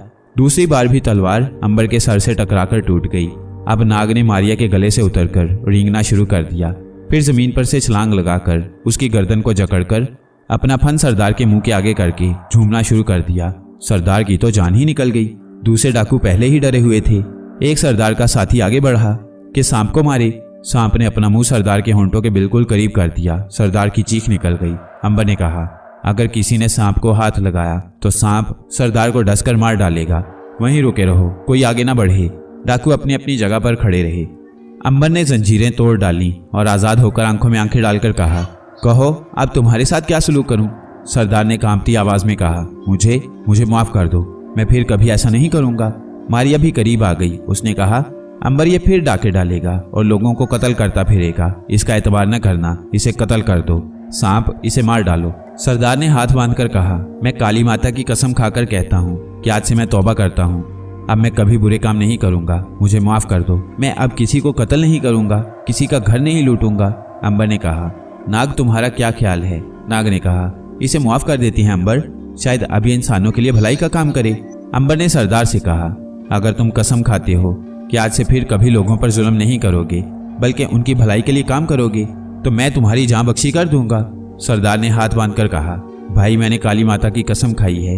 हम लोग जब काली माता की कसम खाते हैं तो फिर उसको हमेशा पूरा करते हैं। मैं अब नेक बन जाऊंगा। मैं सारी दौलत गरीबों में लौटा दूंगा। जिनका माल लूटा हुआ है उनको वापस कर दूंगा। आइंदा से कभी डाके नहीं डालूंगा, कभी किसी के खून से अपने हाथ नहीं रंगूंगा। मुझे माफ कर दो। अंबर ने मारिया से कहा, मारिया बहन, इसे एक मौका नेक बनने का दे देना चाहिए। अगर इसने फिर अपनी जालिमाना जिंदगी शुरू कर दी तो फिर हम इसे खुद आकर कत्ल करेंगे। मारिया ने कहा, जैसे तुम्हारी मर्जी। अंबर ने इशारा किया। सांप सरदार की गर्दन से उतरकर नीचे आ गया। उसने सांस जोर से खींचा और फिर से इंसान की शक्ल में वापस आ गया। ये मंजर देखकर सारे के सारे डाकू सजदे में पड़ गए। उन्होंने अपनी सारी जिंदगी में इस किस्म की जादूगरी नहीं देखी थी। उन्हें यकीन हो गया था कि ये लोग आसमान के देवता हैं, इंसान नहीं हैं। रामू डाकू ने अंबर नाग की जबरदस्त दावत की। वो अब सीधी राह पर आ गया था। वो अंबर और नाग की पूजा करने लगा था। सारे ही डाकू उनके पुजारी बन गए थे। रामू डाकू को अभी तक ये समझ नहीं आ रही थी कि वो कौन सी औरत है जो गायब है और जिसके साथ अंबर और नाग चोरी छुपे बातें करते रहते हैं। रामू डाकू को पहले तो जुर्रत ना हुई, मगर उसने दावत में पूछ ही लिया कि वो औरत कौन है जिसकी वो आवाज़ तो सुनते हैं मगर शक्ल दिखाई नहीं देती। अंबर ने कहा, रामू अब तुमने ये सवाल कर दिया है, आइंदा इस किस्म की बात जुबान पर कभी ना लाना। यह आसमान की एक देवी है, ये एक भेद है। इस भेद को सिवाय हमारे और कोई नहीं समझ सकता। रामू डाकू ने हाथ बांधकर कहा, सरकार मेरी तौबा, जो आइंदा कभी ये लफ्ज़ भी जुबान पर लाऊं। आप सब आसमान के देवता हैं और देवताओं की बातें देवता ही जान सकते हैं। हम आदमी नहीं जान सकते। अंबर, नाग और मारिया 4 रोज तक रामू डाकू के मेहमान रहे। 5वें रोज वो उससे इजाजत लेकर पाटलिपुत्र की तरफ रवाना हो गए। पाटलिपुत्र का सफर अब बहुत थोड़ा रह गया था। रामू डाकू की जुबानी अंबर को मालूम हुआ कि चंद्रगुप्त का बेटा सम्राट अब पाटलिपुत्र के तख्त पर बैठा है। सम्राट ने अपने मकार और जालिम वजीर चाणक्य की हदायत पर बुद्ध मजहब के मानने वालों पर जुल्म ढाने शुरू कर दिए हैं। चाणक्य खुद भी ब्राह्मण है और बुद्ध मत ब्राह्मणों के खिलाफ है। सम्राट का बाप चंद्रगुप्त एक नेक दिल राजा था। उसने बुद्ध मत के मानने वालों के साथ बड़ा नेकी का सलूक किया था, मगर चाणक्य ने चंद्रगुप्त के बाद उसके बेटे सम्राट को अपने कब्जे में कर लिया। अंबर ने नाग से कहा, नाग, शायद तुम्हें याद होगा, हम एक बार जंगल में बुद्ध मत के एक बहुत नेक दिल दरवेश से मिले थे, जिसने हमें तिब्बत तक पहुंचाया था। नाग ने कहा, हाँ अंबर भाई, मुझे याद है, ये आज से बहुत बरस पहले की बात है। मारिया बोली, हाँ, बुद्ध मत के मानने वाले बड़े नरम दिल और मोहब्बत करने वाले लोग हैं। ये तो किसी कीड़े मकोड़े को भी तकलीफ देना अपने मजहब के खिलाफ समझते हैं। फिर चाणक्य ब्राह्मण उनके खिलाफ क्यों हो गया है? अंबर ने कहा, इसलिए कि बुद्ध मत में ये तालीम दी जाती है कि सब इंसान बराबर हैं, शूद्र और ब्राह्मण में कोई फर्क नहीं। ये बड़ी खतरनाक बात है। ब्राह्मणों की हुकूमत इस तरह खतरे में पड़ जाती है। ब्राह्मण तो शूद्रों से नफरत करते हैं। अगर कोई शूद्र उनके करीब से गुजर जाए तो वो जाकर नहाते हैं। नाग ने कहा, यह तो इंसानियत के खिलाफ बात है। हाँ, इसीलिए मैं चूंकि ब्राह्मण के खिलाफ हूँ और चाहता हूँ कि पाटलिपुत्र जाकर बुद्ध लोगों को चाणक्य के जुल्म सितम से निजात दिलाऊं। हमें ऐसा जरूर करना चाहिए। मारिया ने कहा, मुझे भी याद है, तिब्बत में बुद्ध मत के दरवेशों ने हमारी दिल खोलकर मदद की थी। वो तो सिवाय मोहब्बत के और कुछ नहीं जानते। उनके भक्षु लोगों के घरों में जाकर उनकी खिदमत करते हैं और जो रूखी सूखी मिल जाए उसे लेकर वापिस आ जाते हैं। कोई उन्हें खाना दे तो शुक्रिया अदा करते हैं, कोई उन्हें बुरा भला कहे तो कुछ नहीं कहते। फिर ऐसे अच्छे लोगों से दुश्मनी करना कहाँ का इंसाफ है? अंबर ने कहा, यही तो मैं तुम्हें पहले बता चुका हूँ मारिया, कि जो ये ब्राह्मण लोग हैं, इन्होंने इस मुल्क में लोगों को यकीन दिला रखा है कि वो सबसे ऊंची नस्ल के लोग हैं और बाकी सब लोग उनसे नीचे हैं और उन्हें भगवान ने सिर्फ उनकी खिदमत के लिए पैदा किया है। ये तो गलत बात है। नाग ने कहा, इसी तरह बातें करते अंबर, नाग और मारिया अपने घोड़ों पर सवार पाटलिपुत्र को जाने वाली सड़क पर चले जा रहे थे। ये एक छोटी सी कच्ची सड़क थी जो जंगल में से गुजर रही थी। शाम को ये लोग जंगल से बाहर निकल आए। अब उनके सामने एक वादी थी। वादी 2 पहाड़ों के दरमियान में फैली हुई थी। पहाड़ काफी फासले पर थे। मौसम गर्म था, फिजा में गर्मी थी, सिर्फ दरख्तों की छांव में ठंडक थी। अंबर ने कहा, यह वादी हमारे सफर की आखिरी वादी है। इस वादी के आखिर में एक दरिया है। उस दरिया के पार हमें पाटलिपुत्र के शहर की दीवार नजर आएगी। खुदा करे कि ऐसा ही हो। मारिया बोली, हम पहले ही बहुत सफर कर चुके हैं। अब तो दिल चाहता है कि इस शहर में अगर हालात अच्छे हुए तो 1 आध साल रहकर आराम किया जाए। नाग ने मुस्कुराकर कहा, घबराओ नहीं मारिया बहन, हालात यहाँ भी अच्छे नहीं होंगे, वो तो सुन रही हूँ। मारिया ने अंबर की तरफ देखकर कहा, हमने एक गलती की अंबर भाई, जो समुद्र किनारे खजाने के संदूक जमीन में दफन करके वहाँ कोई पहरेदार मुकर्रर नहीं किया। अंबर बोला, पहरेदार कहाँ से बिठाते? मारिया ने कहा, हम नाग से कहकर सांप या अजदे की खिदमत हासिल कर सकते थे। हाँ, हम ऐसा जरूर कर सकते थे। क्यों नाग भाई, आप लोग अगर वहाँ मुझे कहते तो मैं किसी भी जहरीले अजदा को वहाँ पहरे पर बिठा सकता था। मारिया ने पूछा, क्या अब ऐसा नहीं हो सकता? मेरा मतलब है, क्या अब तुम ऐसा नहीं कर सकते कि यहाँ से किसी दूसरे सांप को हुक्म दो कि वहाँ जाकर खजाने पर पहरा दे? क्योंकि ये मुल्क तो ठग्गों डाकुओं से भरा पड़ा है जो जमीन का सीना चीरकर दौलत बाहर निकाल लेती हैं। कहीं ऐसा ना हो कि कोई हमारा खजाना भी चुरा कर ले जाए। अंबर ने कहा, मारिया बहन, अगर कोई खजाना ले जाए तो क्या फर्क पड़ेगा? बेशक ले जाए, हमें दौलत की जरूरत नहीं है। मारिया बोली, वो तो ठीक है, मगर हमारा खजाना हमें बड़ी तकलीफें उठाने के बाद हासिल हुआ है। हम ये बर्दाश्त नहीं कर सकते कि ये खजाना डाकू और ठग लोग उड़ाकर ले जाएं। अगर हमें उसकी जरूरत नहीं तो हम उसे यहाँ गरीबों में बांट सकते हैं। नाग बोला, मारिया ठीक कहती है अंबर, हमें अपने खजाने की हिफाजत करनी चाहिए। हमने बड़ी जान जोखों के बाद ये खजाना तलाश किया है। अंबर ने कहा, तो फिर तुम ही उसकी हिफाजत का कुछ बंदोबस्त करो। वैसे मेरा ख्याल है कि उस जगह दबा हुआ खजाना महफूज ही रहेगा। नक्शा तो हमारे पास है, किसी को कानो कान खबर नहीं हो सकती। मारिया ने कहा, नहीं नहीं नाग भाई, अगर तुम अजदा को वहां पहरे के लिए भेज सकते हो तो अभी भेज दो। बहुत अच्छा, मैं कोशिश करके बुलाता हूँ किसी को। अंबर ने नाग को इजाजत दे दी। नाग घोड़े पर से उतरकर एक जगह बैठ गया। अंबर और मारिया भी उसके करीब ही घोड़ों पर से उतरकर बैठ गए। नाग ने आग जला ली।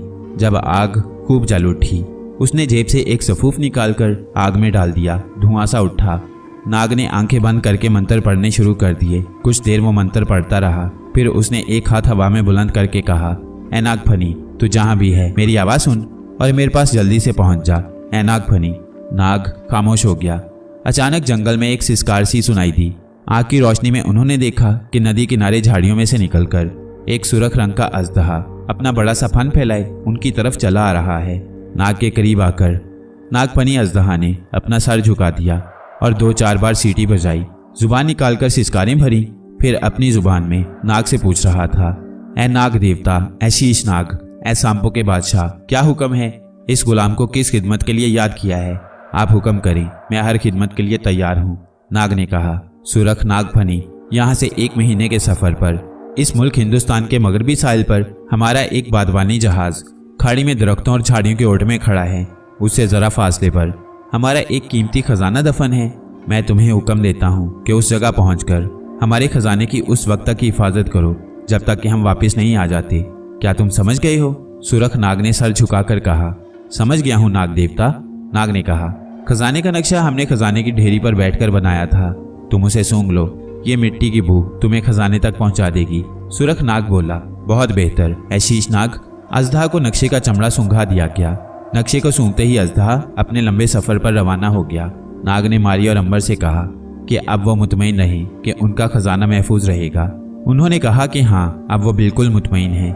मारिया ने अंदेशा जाहिर किया कि शायद सांप कहीं रास्ता न भूल जाए। नाग ने मुस्कुराकर कहा, हम रास्ता भूल सकते हैं मगर सांप कभी रास्ता नहीं भूल सकते।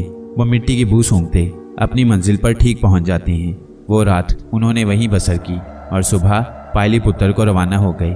क्या सांप अपनी मंजिल पर पहुंच गया? क्या मारिया और अंबर का खजाना महफूज रहा? ये सब कुछ जानिए इस नावल की अगली किस्त नंबर 42 में।